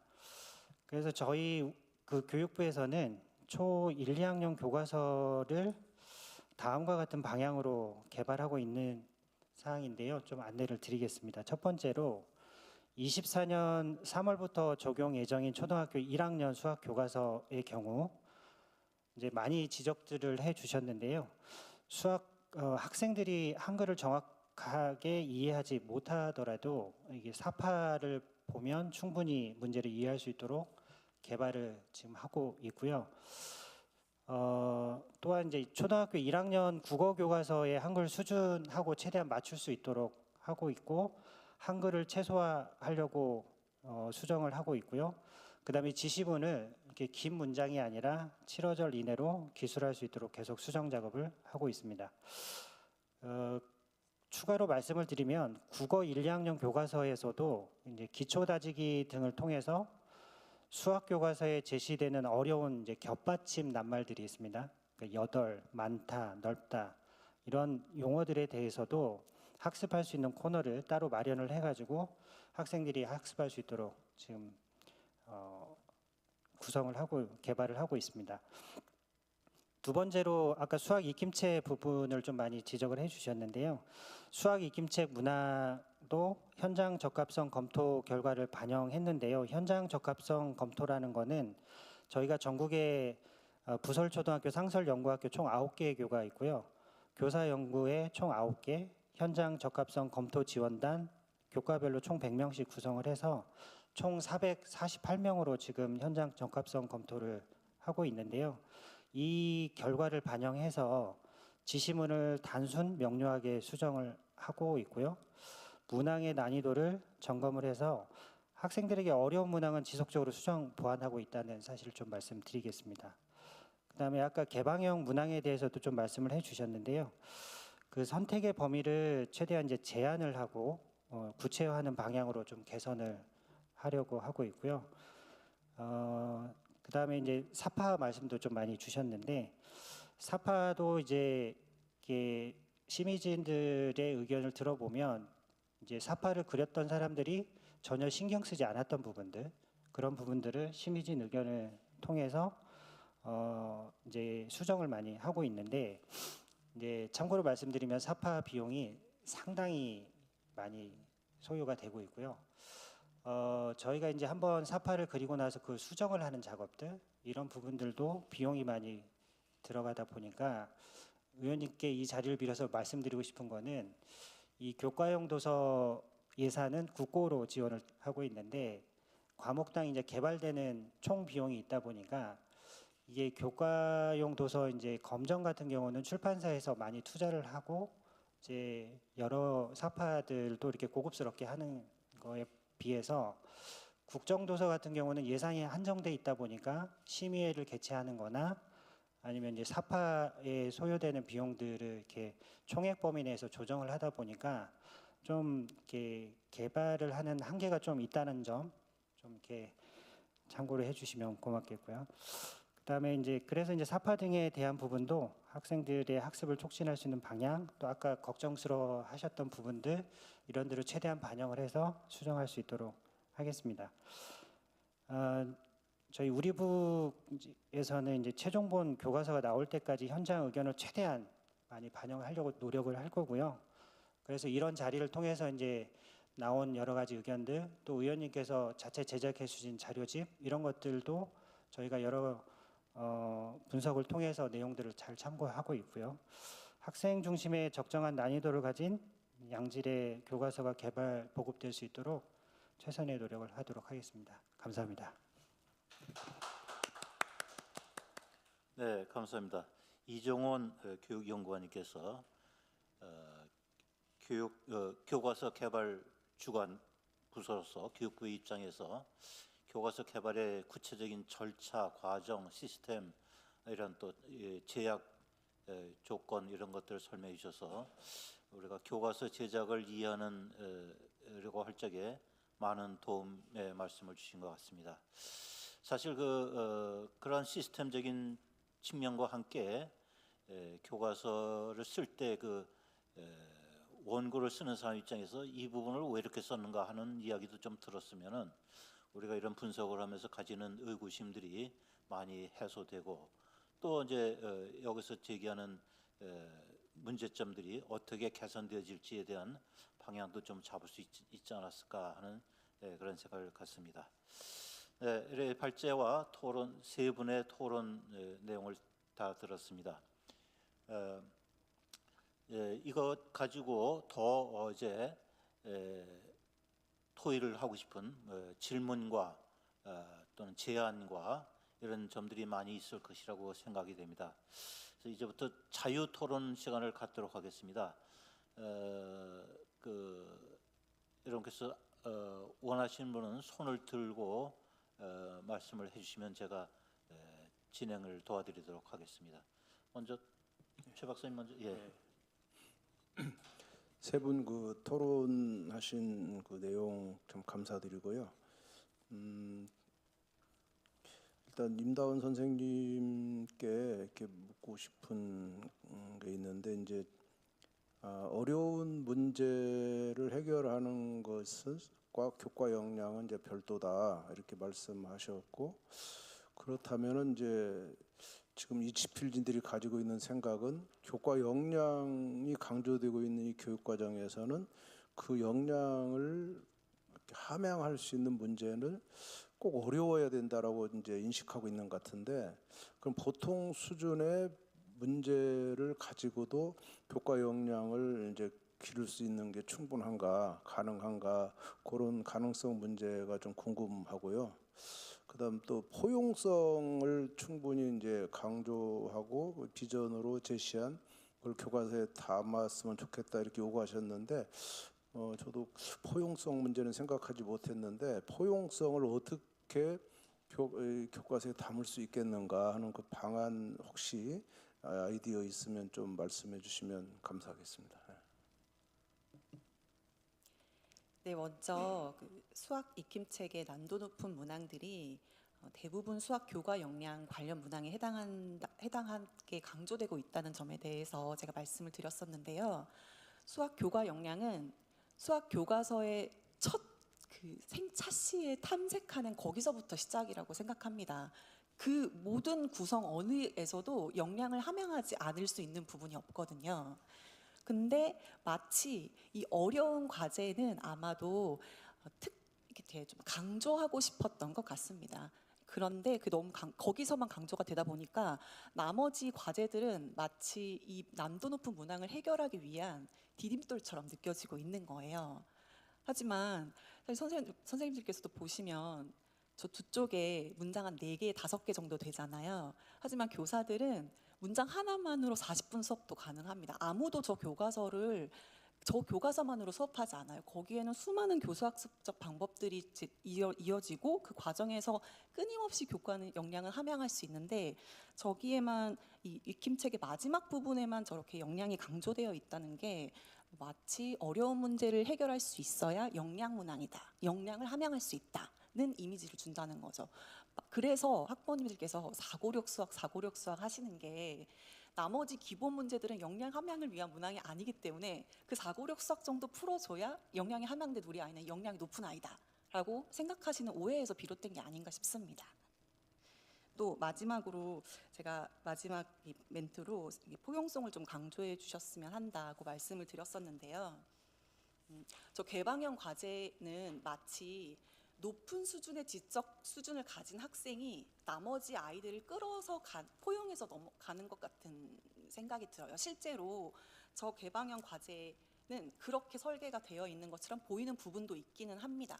하지만 수학적 의사소통 과정에서 높은 수준의 지적 능력을 가진 학생이 더 많이 지적 수준이 낮은 학생에게 얻어가는 부분이 분명히 있습니다. 그것이야말로 교실에서 특징적으로 드러나는 순간들이 있어요.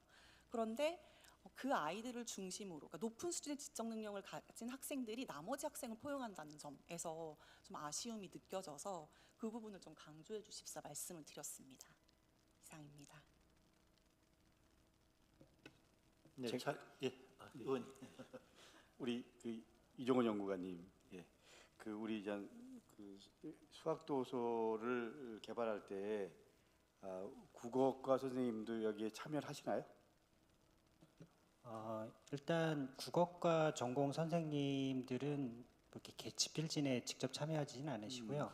대신에 이제 심의진들 구성을 할 때 저희가 총 25명으로 구성을 하는데 시도교육청 추천을 받아서 수학 전공뿐만 아니라 현장에 좀 오랜 경험이 있으신 분들, 특히 이제 초등은 아시겠지만 특정 과목이 있는 교사 자격이 아니다 보니까 예. 대부분 이제 경력이 있는 선생님들 같은 경우는 전 과목을 어느 정도 의견을 줄 수 있기 때문에 그렇게 구성을 하고 있습니다. 그러니까 이건 좀 한번 고민해봐야 될 문제라고 생각해서 네. 말씀을 드리면 어쨌거나 수학 교과서가 문장식이나 뭐 소술형으로 돼 있을 때 예를 들면 국어 교과서랑 결국 연계될 수밖에 없잖아요. 네, 맞습니다. 좀 그런 부분에 대한 고민들을 한다면 네.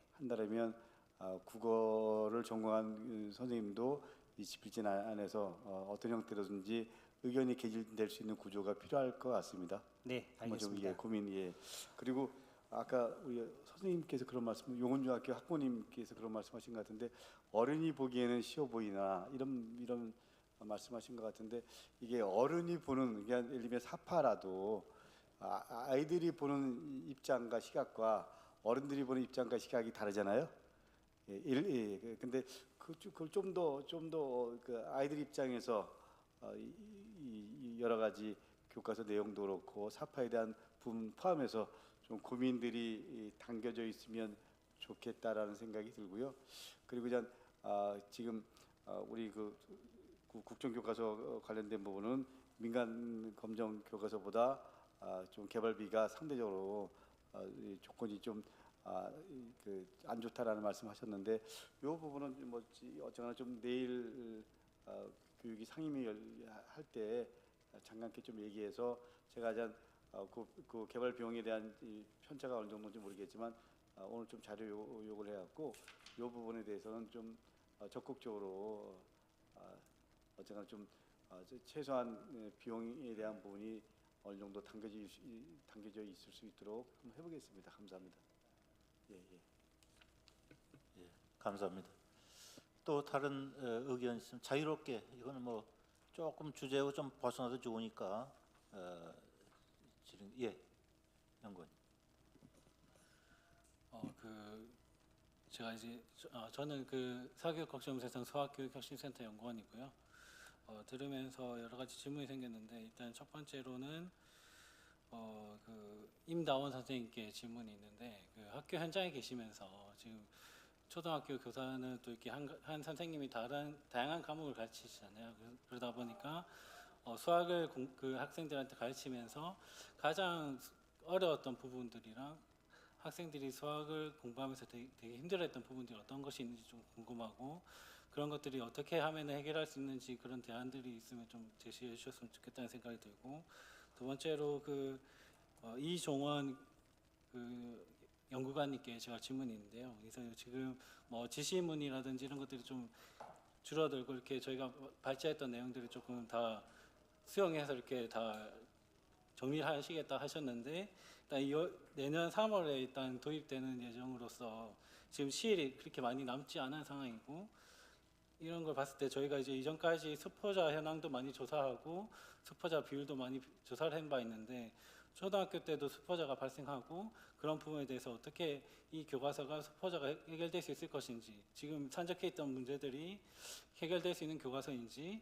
물론 그거 다 지시문이 줄어들고 뭐 이렇게 다 하더라도 수포자가 또 어떻게 또 늘어날 수도 있을 텐데 그런 부분은 어떻게 대안을 가지고 계시는지 그리고 집필진 분들하고 어떻게 소통하고 계시는지도 궁금하고 그다음에 현장 의견을 좀 받으신다고 하셨는데 학생들이 그 가운데서 얼마나 의견을 좀 제시를 할 수 있고 학생들의 의견이 얼마나 좀 수렴되고 있는지도 좀 궁금해서 일단 이렇게 질문을 드립니다. 이상입니다. 한 분 의견. 먼저 질문 임다원 선생님께 하신 것 같으니까 임다원 선생님 먼저 잠깐 답변해 주시죠. 네, 교실 수학 수업의 어려움에 대해서 물어주셨는데요. 제가 이제 12년 차 교사입니다. 그래서 교실에서 이루어지는 수학 수업의 어려움에 대해서 한 5년 전쯤 저한테 물으셨으면 아주 여러 가지 말씀을 드렸을 것 같은데 지금의 저에게 수학 수업의 어려움이 무엇이냐고 물으신다면 기초학력 수준이 지나치게 낮아졌다는 데 큰 문제가 있다고 말씀드리고 싶습니다. 아마 5년 전쯤이라면 뭐 아이들의 격차가 학력 격차가 심합니다. 이런 말씀을 드렸을 것 같아요. 그런데 지금은 학력 격차라기보다는 전반적으로 수준이 좀 낮아졌습니다. 그러다 보니까 기초 학력 수준이 너무 낮아서 구제해야 할, 그러니까 최소한의 학습 목표 성취를 위해 구제해야 할 학생들이 이전에 교실에서 한두 명 정도였다면 지금은 한 6, 7명 정도, 3분의 1 정도 되는 경우도 있습니다. 특히 고학년은 좀 괜찮은데 저학년은 정말 심각합니다. 그래서 저학년은 지금 수학 수업이 문제가 아니라 앉아있지도 못하는 아이들이 지금은 사실 2학년을 바라보는 시기잖아요. 11월이니까요. 근데 아직 채 앉아있기도 힘들어하는 학생들도 있고 사고의 단계를 논하기보다도 너무 힘들고 또 말씀해 주실 때 그렇지 우리 교과서가 지금까지 굉장히 컬러풀해지고 화려해지고 있지 이 말씀을 듣고 나니까 어떤 장면이 떠올랐냐면 그 주변의 것에 너무 많이 집중한 나머지 정말로 필요한 학습 요소와 교수학습적 장치에 집중하지 못하는 부분이 굉장히 어렵습니다.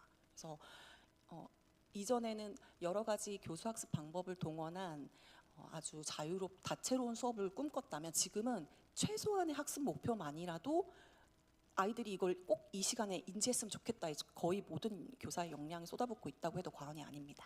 이상입니다. 네, 이종원 연구원님. 네, 여러 질문을 주셔가지고 좀 간단히 정리를 해서 말씀을 드리겠습니다. 지금 아까 말씀드린 대로 저희 교과서 개발 단계 중 수정본 단계에 있다고 좀 말씀을 드렸고요. 이 수정본 단계는 지필진하고 심의진 토의를 통해 가지고 현장의 의견을 최대한 반영해서 내용을 수정하는 단계고요. 아까 이제 말씀드린 것처럼 저희가 이제 여러 의견 제시된 것 중에 국어 수준, 학생들 국어 수준을 고려해서 이러이러한 내용들을 이제 최대한 반영해서 수정에 이제 반영을 해서 이제 해보겠다라는 저희 말씀을 드렸고 그렇게 이제 진행이 될 예정일 것 같고요. 그 다음에 두 번째로 수포자 해결할 수 있는 교과서냐? 그 부분은 좀 어려운 문제이긴 할 것 같긴 한데 실은 이제 여러 가지 정책들이 추가적으로 있습니다. 실은 이제 수학이라는 학문이 빠른 학습자도 있고 느린 학습자도 있고 이제 다른 학문들도 다 비슷하지만 근데 이제 저희가 이끌어갈 아이들은 느린 학습자들이겠죠. 그 아이들은 이제 수학이라는 학문에 대해서 포기를 하지 않기 위해서 느린 학습자들을 최대한 지원할 수 있는 정책들이 지금 같이 진행이 되고 있고요. 수포자가 발생하지 않는 교과서 최대한 노력을 하도록 하겠습니다. 그 다음에 지필자와 어떻게 소통을 하고 있느냐 이렇게 말씀을 주셨는데 실은 이제 심의 과정을 통해서 저희 교육부 담당자가 항상 참석을 해서 지필진의 의견을 청취를 하고 있고요. 필요에 따라서는 저희가 직접 방문을 통해 가지고 지필자들과 이제 지필 방향에 대한 협의를 하고 있고요. 그다음에 이제 학생의 의견은 어떻게 반영을 하느냐라고 말씀을 주셨는데 저희가 이제 현장 검토본이 나가면 실제로 그 수학 교과서를 가지고 수업을 진행을 하게 됩니다. 그러면 이제 그 수업을 진행하는 선생님들은 저희가 이제 역할 부여를 한 게 선생님들이 가르치기에 적절하냐라는 것 플러스 학생들이 이 수학 교과서를 가지고 학습 활동에 잘 따라오고 있느냐, 학생들 의견은 어떠냐라는 걸 통해 가지고 저희가 의견 수렴을 받고 있고요. 그런 이제 반응들을 저희가 이제 검토단들을 통해 가지고 인터넷을 통해 가지고 의견 수렴을 하고 있고 나중에 그런 내용들을 정리해 가지고 지필진들에게 전달을 또 해드리고 있습니다. 감사합니다. 네, 감사합니다. 또 다른 토론자들 사이에서도 좀 이렇게 의견이든지 질문이든지 하실 수 있을 것 같고 그러니까 좀 의견 있으면 말씀해 주시죠. 예, 영훈중 학부모님께서. 예. 예, 좀 벗어난 질문이긴 한데요. 수학 교과서를 벗어난 질문이긴 한데 약간 여기 임다운 선생님께서 좀 이렇게 답변을 하시던 중에 지금 문제는 이거를 뭐 이렇게 진짜 문제는 이제 기초 학력이 수준이 굉장히 낮아졌다. 그거는 아이들의 생활 태도부터 시작을 해서 굉장히 뭔가 전에 비해서 굉장히 지도가 더욱 어려워지고 계신 상황으로 전 이해가 됐거든요. 그래서 좀 벗어난 질문이긴 한데 그런 이유에 대해서 되게 뭔가 어떤 분석이라던가 혹은 이제 뭔가 이렇게 추정하고 있는 원인 뭐 그런 것들이 혹시 있으신지 여기 모두 계신 선생님들께 좀 여쭤보고 싶다는 생각이 좀 들었고요. 이제 지역에서도 보면 그 심리 상담하는 그 사람들 보면 정말 그 발달 장애라고 해야 되나요? 혹은 심리적인 어려움을 겪고 있는 아이들이 정말 많아졌다고 하는데 그 원인을 이렇게 추론은 나름대로 다들 추론들은 하는데 딱히 이거다라고 분석되어 있는 건 없는 것 같더라고요. 그래서 어떻게 보시는지 이 원인이 뭘까? 네, 그냥 생각하고 있는 게 있으신 분은 그냥 짧게 말씀해 주시면은 감사하겠습니다. 네, 뭐랄까 수학 교육의 어떤 전반적인 궁금한 점을 물어보시는데 누구 특정해서 질문하신 건 아니라서 누군가 답변을 해주셔야 될 것 같은데 임다운 선생님이 어떻게 네. 교사를 돼서 나오셨는데 많은 걸 설명해 주시겠습니다. 예. 네, 어제 점심을 먹으면서 이런 대화를 나눴어요. 선생님, 분명히 부모님들의 관심도 많아졌고 투자도 더 많이 하는데 왜 점점 가르치기가 힘들까요? 이런 어제 교직실에서 점심을 먹으면서 선생님들과 그런 대화를 나눴는데요. 사실 그 교육부에서 얼마나 학교에 많은 지원을 하고 있는지 알고 있습니다. 그 보조교사도 정말 많아졌고요. 튜터 선생님들도 많아지셨고 정신건강 지원비도 많아졌고요. 정말 많은 지원을 받고 있는데 어떤 학년을 가장 가르치기 힘드실 거라고 생각하세요? 아마 5, 6학년을 말씀하실 것 같아요. 실제로 그랬습니다. 몇 년 전만 해도 5, 6학년 담당 교사는 업무도 좀 덜 하고 이렇게 배려를 받았는데 지금은 반대입니다. 1, 2학년 교사가 가장 많은 배려를 받습니다. 그리고 교내에서 가장 많은 지원을, 그러니까 사회적 지원을 받는 학년도 1, 2학년입니다. 정신건강 지원도 1, 2학년이 받고 있고요. 학습 지원도 1, 2학년이 받고 있습니다. 대부분은 5, 6학년이 많이 받으실 거라고 예상을 하시더라고요. 정말 아이러니하게도 가장 많은 투자와 가장 많은 관심을 받고 있는 1, 2학년이 정말 가장 선생님들께서 이제는 좀 힘들고 또 서로 선생님들끼리도 배려받아야 한다고 주장하실 정도입니다. 저의 생각으로는 제가 토론문의 앞부분에서 말씀드렸던 것처럼 교육과 보육과 돌봄의 부재라고 생각합니다. 너무 학부모님들께서도 이제 굉장히 경제활동이 뛰어드시면서 관심은 많아지셨지만 절대적으로 쏟아 부어야 하는 교육과 보육과 돌봄의 시간이 좀 줄어드신 게 아닌가 하는 생각이 들고요. 어쩔 수 없이 우리가 잃어버린 시간을 채우는 데는 그 배가 걸릴 거라고 생각을 하고 있습니다. 3년 정도 아이들이 유치원을 제대로 다니지 못했더라고요. 왜냐하면 어차피 등원을 하지 못하는 상태이기 때문에 그냥 가정보육을 한 경우가 굉장히 많았습니다. 그래서 그 잃어버린 2년에서 3년 정도의 시간을 다시 쌓아 올리는 데는 그 배 더 이상의 노력과 지원이 필요할 것 같습니다. 이상입니다. 네, 아무래도 그렇고 사회적인 배경도 좀 있는 것 같습니다. 네, 최실 박사님. 예. 용은중 학부모님 이번 토론문에 보면 이 발제문을 보고 미처 생각하지 못한 부분들이 이제 많았다 이렇게 하셨고, 첫 번째로 입학 후에 바로 문장을 읽기를 필요로 했다고 쓰셨는데, 이제 그렇다면은 용은중 선생님은 그 전에는 또 자녀를 셋이나 키웠는데 그 자녀들의 그 한글 교육 그거를 입학 전에 안 시키고 이렇게 학교를 보냈는지 그래서 어떻게 했는지 그 경험이 좀 궁금하고, 그 다음에 이제 이어서 그것이 만약 이제 본인이 아니고 시민들이 이 사실을 알게 되면 시민들은 어떻게 대처를 할 거라고 예상하시는지. 그러니까 우리 보니까 1, 2학년 교과서 너무 한글 교육이 사전에 선행학습이 필요하대라는 이런 이제 기사를 접한다든가 이런 사실을 알게 되면 학부모들은 어떻게 이제 대처하게 될 것인가. 그런 부분 좀 궁금합니다. 네. 네, 질문 감사합니다. 일단 저희 아이들은 초등학교 이제 고등학교 2학년 된 큰 아이 같은 경우에는 되게 일찍 한글을 가르쳤어요. 네, 일찍 한글을 가르쳤고 두 동생 이제 밑에 둘째, 셋째는 한글 교육을 하지 않고 그냥 학교를 보냈거든요.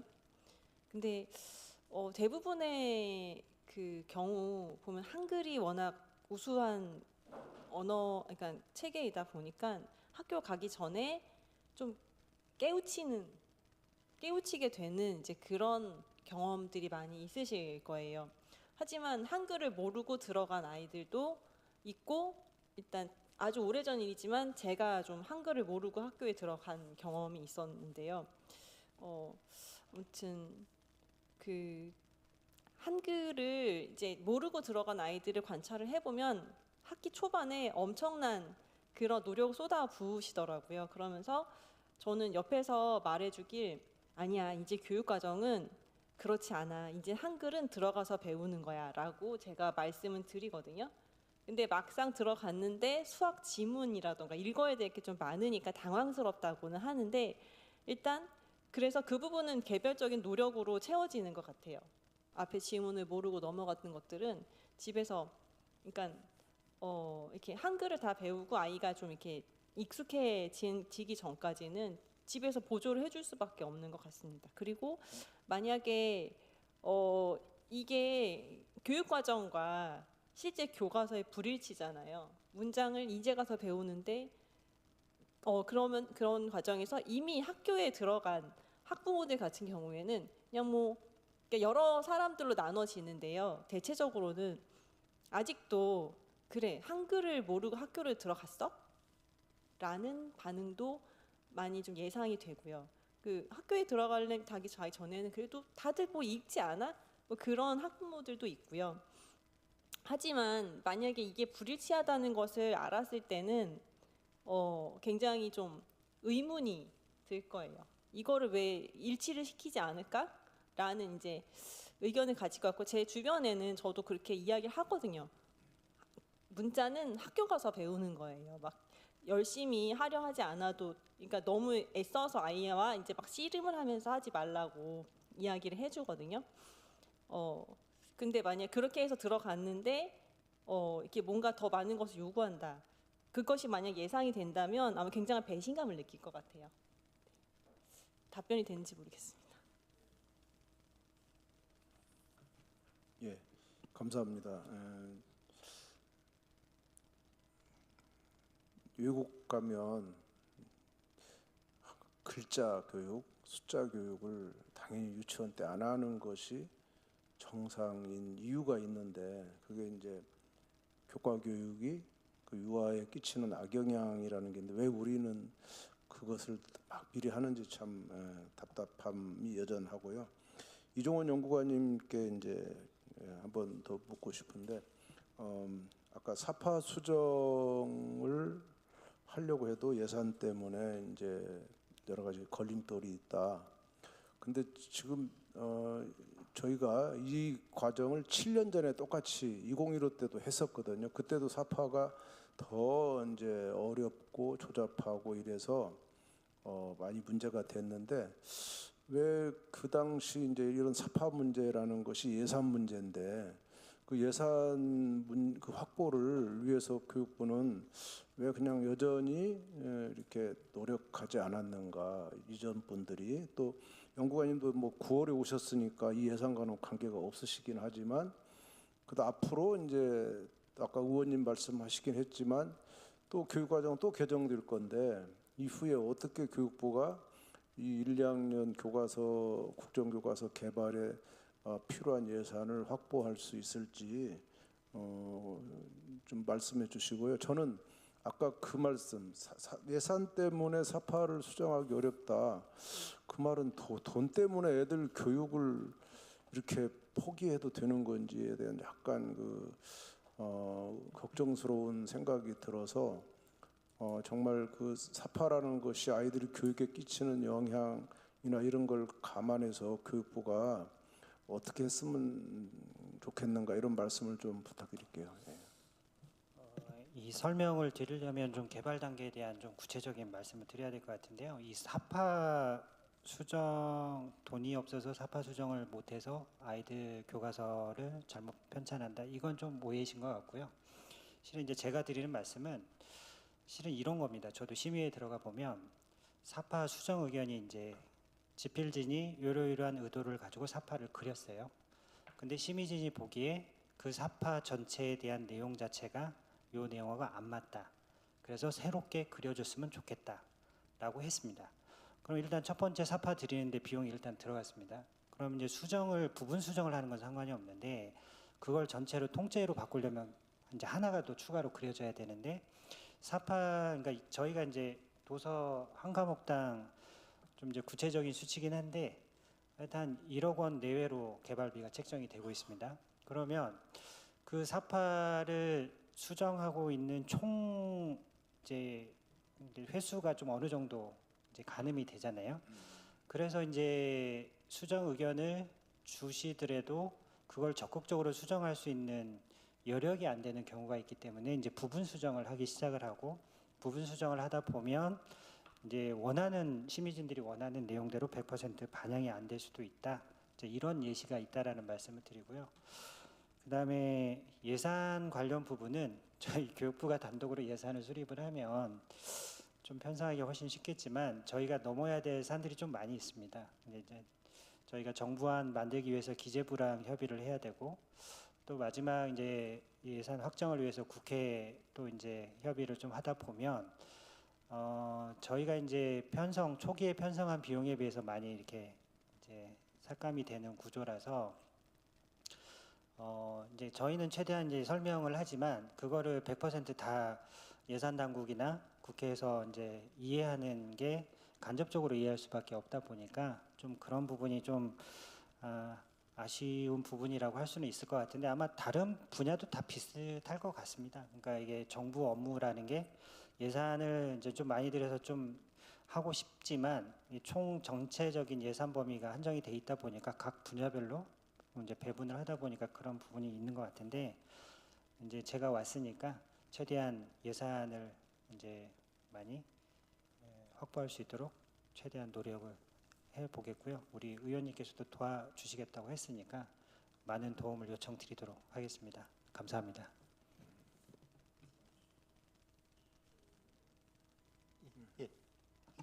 예, 말씀하시던 중 이제 물론 과정이야 이게 그 예산을 전부 다 책정하고 거기서 이렇게 막 이렇게 좀 또 심의도 하면서 또 조정하고 막 그러는 과정에서 이제 정해진다는 거는 이해가 되는데 방금 전에 제가 들은 게 맞는지 모르겠는데 교과서 만드는데 예산 1억이라고 하는 게 혹시 맞나요? 그 과목당 책정 비용이 1억 내외로 이제 책정이 되면 나머지 이제 개발 단계별로 또 소요되는 금액이 있고요. 한 권 한다고 딱 1억으로 끝나는 건 아닙니다. 그러니까 집필진들이 이제 과목별로 이렇게 집필하는 비용으로 생각하시면 될 것 같습니다. 예, 제가 왜 질문을 드렸냐면 작년에 서울에서만 서울시에서 그 서울시 교육청에 내려보내는 예산의 규모에서 삭감된 것만 5,688억이라고 제가 알고 있었거든요. 굉장히 그래서 전체적인 규모를 보고 정말 깜짝 놀랐었거든요. 그냥 서울시에서 교육부도 아니고 서울시에서 서울시 교육청에 내려가는. 근데 그런 규모에 비해서 저는 교과서 과목당 집필되는 비용이 1억 원이라는 게 굉장히 좀 놀라운 면이 좀 있는 것 같아서요. 이게 참 그냥 제가 뭐 지금 드릴 수 있는 질문은 아닌 것 같은데 뭐 여러 가지 이유에 의해서 이렇게 책정이 됐겠지만 굉장히 적다라는 좀 생각이 듭니다.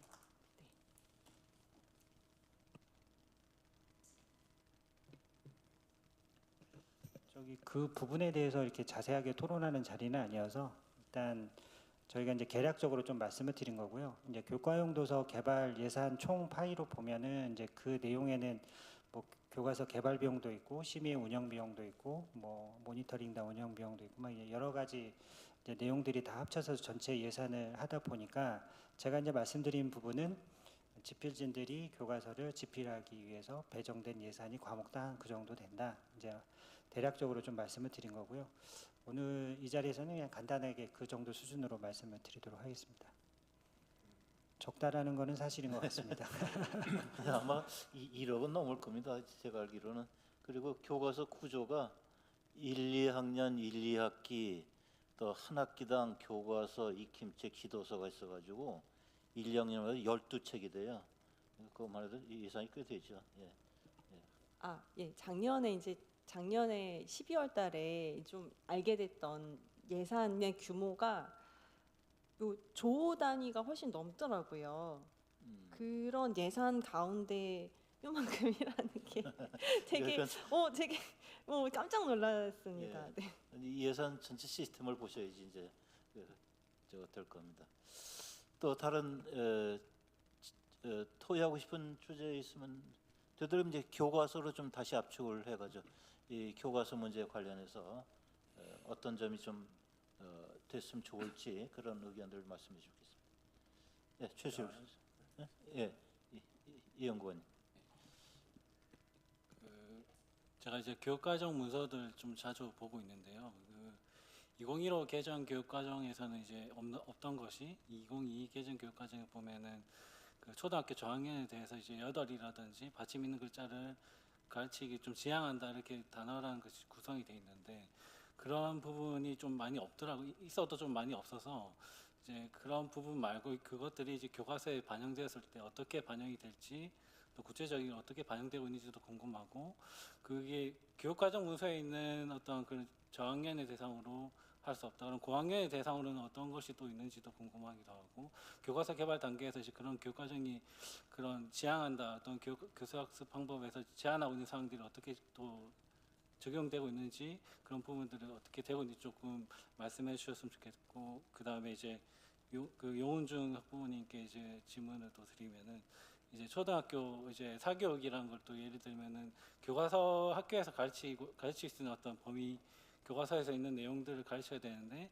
그 부분 뭐 한글 교육도 그렇지만은 입학하기 전에 한글을 이미 뜬다든지 그런 부분에 대해서 사교육의 영향력이 좀 강한데 이런 교과서가 이제 만들어진 과정에서 어떻게 하면 사교육의 영향이 좀 줄어들 수 있는 교과서를 만들 수 있을지 그런 방안이 어떤 게 있을지 조금 말씀해 주시면 감사하겠습니다.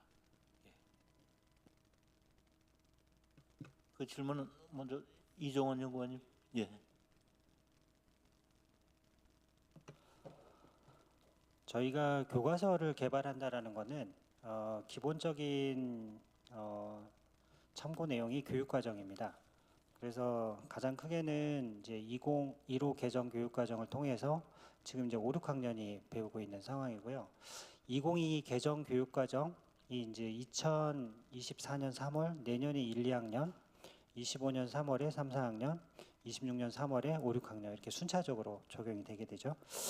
그리고 이제 한 가지 참고로 말씀드릴 점은 수학 교과서가 원래는 전체 다 국정으로 나오고 있었고요. 2015 개정 교육과정을 진행하다가 2020년에 3, 4, 5, 6학년 수학이 검정으로 변경이 됐습니다. 그래서 1, 2학년은 아직 국정으로 남아있는 이유는 학생의 기초학력, 그다음에 뭐 정책성을 하는 국어, 도덕 요 과목들이 지금은 이제 국정으로 개발이 되고 있고요. 검정으로 이제 전환이 되고 나서 이제 지금 이제 올해 처음으로 5, 6학년이 적용이 됐죠. 그래서 이제 검정하고 국정하고 이제 발행 체계가 좀 다르기 때문에 교과서 성격이 좀 차이가 있긴 한데 요 자리는 이제 국정 수학에 이제 한정돼서 말씀을 드리면 저희가 이제 2022 개정 교육과정이 됐고 내년 당장 24년 3월에 적용을 하기 위해서 저희가 이제 역산을 하게 됩니다. 그러니까 2024년 3월 적용이다라고 하면 역산을 했을 때 국정 같은 경우는 보통 1년 6개월에서 2년 정도 개발 기간, 총 개발 기간을 적용을 하고요. 검정 같은 경우도 한 2년 정도 개발 기간을 적용을 해서 교육과정 개정 이후에 첫 적용하는 학년도를 정하게 되고요. 그다음에 이제 교육과정이 개정이 되면 그 안에 성취 기준이나 뭐 이런 내용들이 작성이 되면 그걸 가지고 저희가 이제 교과형 도서 개발을 위해서 뭐 세목이라든가 편찬상의 유의점이라든가 이런 것들을 또 이제 내용을 구성을 하게 됩니다.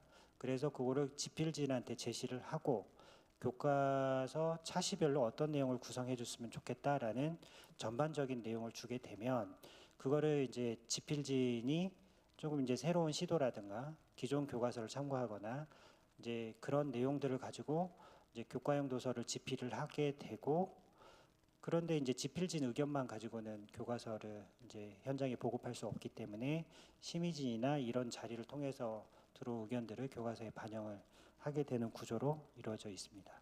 감사합니다. 네, 이용은중 학부님께도 질문이 간 것 같은데. 아, 네. 사교육 영향이 적은 이제 그 초등학교 입학 전에 이게 사교육 영향이 적을 수 있는 그런 교과서에 대한 의견을 여쭤보신 것 같거든요. 예. 저는 약간 반대. 우린 지금 교과서를 이야기하러 나왔는데 좀 반대 얘기긴 한데, 그 선생님들이 기본적인 내용만 가지고, 그러니까 선생님들이 자기의 수업을 펼칠 수 있는 교과서가 그렇게 사교육 유발을 좀 낮출 수 있지 않을까라는 생각이 좀 들었습니다. 왜냐하면 이제 고등학교의 예를 들면 저희 지역에 성심여고라고 있거든요. 거기는 아이들은 그 학원을 잘 못 다녀요. 가봤자 그 도움을 못 받거든요. 왜냐하면 학교에서 그 자기네들이 이제 되게 열심히 만든 커리큘럼을 가지고 가르쳐요.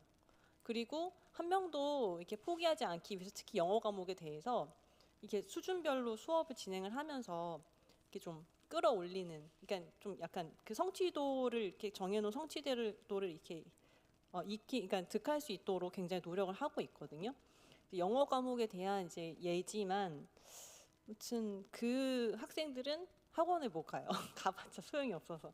그래서 일단 1학년 수학 교과서, 1, 2학년 수학 교과서로 돌아온다면 이때 아이들은 어쨌든 이제 문자로 익히는 수학이 아니라 손하고 이런 뭔가 체감하는 걸로 익히는 그런 수학이 돼야지 좀 더 쏙쏙 들어올 수 있지 않을까. 이제 물론 학교 학습 현장에는 지금 굉장한 어려움이 있고 뭔가 모든 아이들이 조용히 앉아서 뭔가 수업을 받는 그런 상황은 아니지만, 그래도 나름 상상을 해보자면 그렇게 선생님들이 펼치시는 수업이 이게 좀 이렇게 실현될 수 있는 그런 교과서, 네, 그렇습니다. 그렇게 생각이 들었습니다. 저기 아까 질문하신 거에 대해서 이제 추가적으로 말씀을 드리면, 저희가 이제 전체적인 저기 교육과정이 개정이 되면 총론이 있고요. 그 다음에 이제 과목별로 교육과정에 추가적으로 나오는데, 올해 예시를 들어드리면 2022 개정 교육과정 초등 수학 같은 경우는 이런 내용이 들어 있습니다. 저학년 학생들의 한글 학습 정도를 고려해서 수를 8, 49, 76, 첫째 등의 이런 같은 한글로 쓰게 하는 것은 지양한다. 그 다음에 수세기가 필요한 장면에서 묶어세기, 띄어세기의 방법으로 수를 세어보게 한다. 이런 이제 구체적인 내용들이 포함이 되어 있고, 그 내용들을 가지고 집필진들이 아까 그 보셨던 것처럼 그 내용을 집필을 하게 되고, 이런 내용들이 이제 돼 있는지 안 되는지 심의진들이 보고 그런 것들을 스크린을 하게 되는 구조로 되어 있습니다. 참고하시면 되겠습니다. 예. 뭐 이거는 이제 거의 이제 집필이 끝나고 곧 이제 확정되는 시점이라서 집필 전에 좀 고민했어야 될 문제 중에 이제 하나가, 아까도 느린 학습자를 위한 어떤 배려 이런 건데, 저희 단체가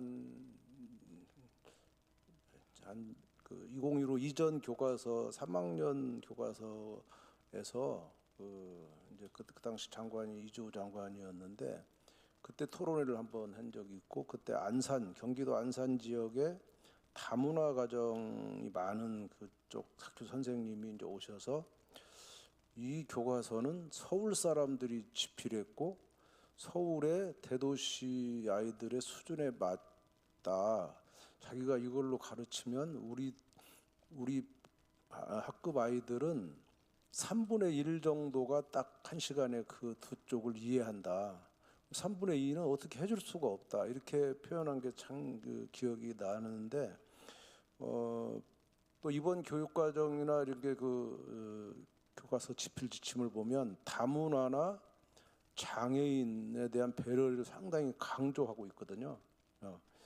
그래서 그 교과서 본문 안에 그림 사파에 보면 그런 다문화 가정의 아이들을 주인공으로 이렇게 하려고 하고 있고 장애인도 이제 많이 이렇게 나오더라고요.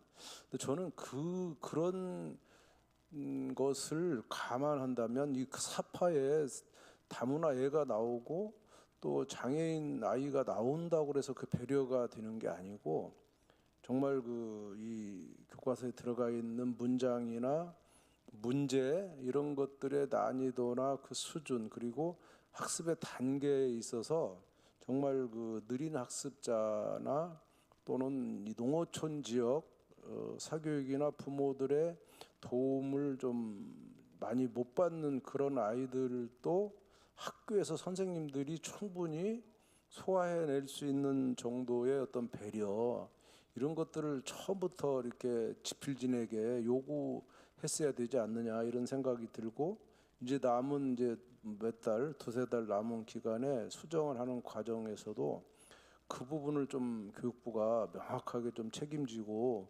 고쳐주셨으면 하는 부탁을 드리고 싶습니다.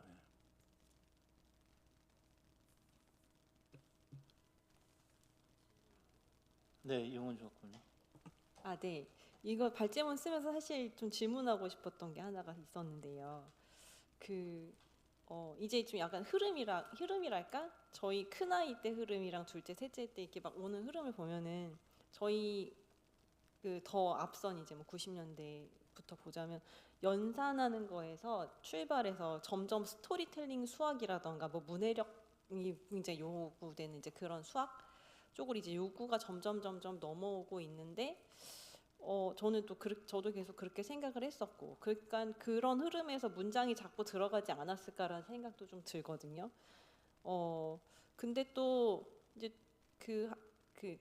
아까 전에 말씀드렸던 이제 기초적으로 학습이 부진한 학생의 경우 뭔가 연습이 필요하다라는 생각도 굉장히 들었어요. 특히 2학년 9구단 같은 경우에는 저희도 애들한테 이렇게 밑에 아이로 내려가면 갈수록 질문하지 마, 그냥 외워라는 말도 하기도 했거든요.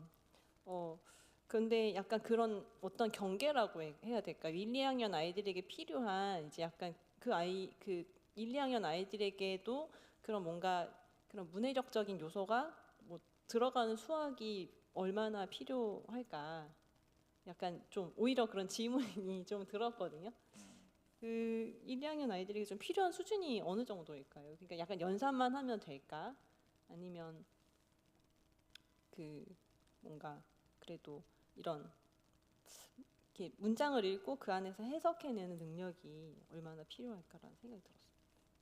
그 부분은 사회자시지만 강 교수님이 말씀해 주셨으면 좋겠네요. 학부님 제가 사회보러 나왔는데 한 번 더 좀 질문을 요약해 주시겠어요? 제가 간단히 이정훈 말씀드리면 연구원. 스토리텔링 기반으로 이제 교과서를 개발 수학과를 한 것이 2009년인데요. 실은 이제 현장에서 어렵다는 의견들이 좀 많이 있어서 2015 때부터는 스토리텔링을 적용하지는 않았고 이제 단원별로 일부 적용 이 정도로 지금 진행이 되고 있습니다.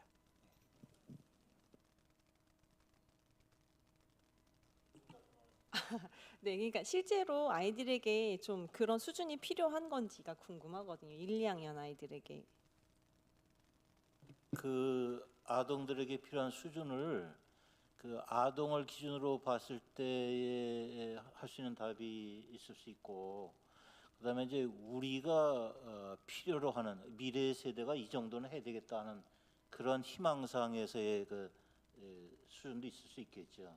그러니까 대개 교육 과정에서 얘기할 때는 이러이러한 아동이 되었으면 좋겠다라는 희망적인 관점에서 이 정도 됐으면 좋겠다, 이 수준이 돼야 된다 또는 이렇게 돼야 된다 이렇게 볼 수 있겠고, 실제 현실에 도착하게 되면 사실 참 어렵습니다. 그 개별적인 아이들이. 그래서 교사가 또 필요하고 교사 교육이 또 그래서 필요하고 교과서는 한계가 있죠. 글자로 쓸 수 있는 것이. 그래서 그런 문제들은 결국 이제 교사 수준에서 해결이 되지 않을까 생각이 됩니다. 예. 네, 감사합니다. 그 질문을 드렸던 이유는 이제 1, 2학년 교과서에 이제 그 뭔가 거기에서 이제 뭔가 연산의 연습을 좀 더 강화해야 되는 걸까? 아니면은 뭔가 이런 문장이 어쨌든 1학년 때는 아니지만 문장이 추가돼서 잘 읽혀내는 그런 문제가 필요할까라는 생각이 좀 들어가지고 예, 질문 그거 맞벌이 비교하시기에는 좀 그렇습니다. 사실 연습도 많이 필요합니다. 연습 많이 하면 잘 돼요. 그런데 연습만 많이 한다고 잘 되지는 않으니까 이게 어느 한 가지로 쉽게 답변하기 좀 어렵긴 한데 수학은 특히 저학년 이제 1, 2, 3, 4학년까지는 기능적인 요소가 꽤 있습니다. 덧셈 빨리 잘하고 곱셈 구구도 빨리 외우고 할수록 유리하죠. 그러니까 그런 의미에서는 연습이 효과를 내는 건 분명한데요. 그렇다고 그 연습만 많이 하게 되면 거기에 머무르게 돼요. 그만큼 거기다 시간을 많이 쏟았으니까 앞으로 더 나아가지 못하고 그런 또 단점이 있습니다. 그래서 그런 걸 적절히 잘 조화를 해서 아동 입장에서 나 이 정도면 됐어. 그러니까 그다음에 또 하고 싶어 할 때 나갈 수 있도록 놓아주는 것도 좋지 않을까 하는 생각도 드네요. 예. 네, 저기 참고로 말씀드리면은 실은 이제 교육과정 수립이 이제 어머니께서 말씀하신 부분이 일단 교육과정의 설계가 딱 돼 있는 부분이고요. 그거를 이제 구체적으로 구현하는 게 이제 교과서하고 학교라는 시설이거든요. 근데 이제 말씀하신 부분이 이제 아까 교수님께서도 얘기했지만 사회적 요구를 반영할 수밖에 없는데 이제 예전에 교육과정 설계를 교육부가 이제 국민의 여론을 수렴해가지고 이제 교육과정을 만들었었는데 이제 국가교육위원회라는 기구가 사회적 합의 기구가 새로 탄생을 해서 이제 교육과정 개편에 대한 업무를 이제 그쪽에서 이제 맡게 되었습니다. 그래서 이제 어머니께서 생각하시는 부분, 아이들이 이런 능력을 가져야 되냐, 현재를 기준으로 볼 거냐, 미래를 기준으로 볼 거냐, 이런 부분들 다 사회적 합의에 대한 부분들을 국가교육위원회가 이제 국민들의 의견들을 좀 수렴을 해서 교육과정을 만들어주면 저희 교육부가 그거를 구체적으로 실현하는 작업을 하는 구조로 이제 거버넌스 구조가 이제 변경이 됐기 때문에 앞으로 잘 지켜봐 주시면 고맙겠습니다. 감사합니다. 네, 감사합니다. 시간이 거의 다 됐는데 혹시 저 플로어에서 누구 또 그동안 말씀 안 하신 분들 중에서 궁금하신 거 있으면 좀 질문해 주시죠. 저 우리 안에서 신사분께서 계속 조용히 계신데 뭐 한 말씀 해주시죠. 궁금하신 거 없으십니까? 예, 그러면은 오늘 참 좋은 말씀 감사합니다. 토론 후반부에 갈수록 점점 더 아주 진지한 문제들이 나오고 또 좋은 답변을 해주셔서 우리 연구관님 또 임다원 선생님 또 좋은 질문해 주신 용은중 학부모님 모두 감사드립니다. 그리고 훌륭한 발제를 위해서 많은 노력을 해주신 최수일 센터장님께도 감사드립니다. 이로써 이것으로 오늘 국정교과서에 관련 초등학교 1, 2학년 수학 교과서에 관련된 토론회를 마치도록 하겠습니다. 예, 감사합니다.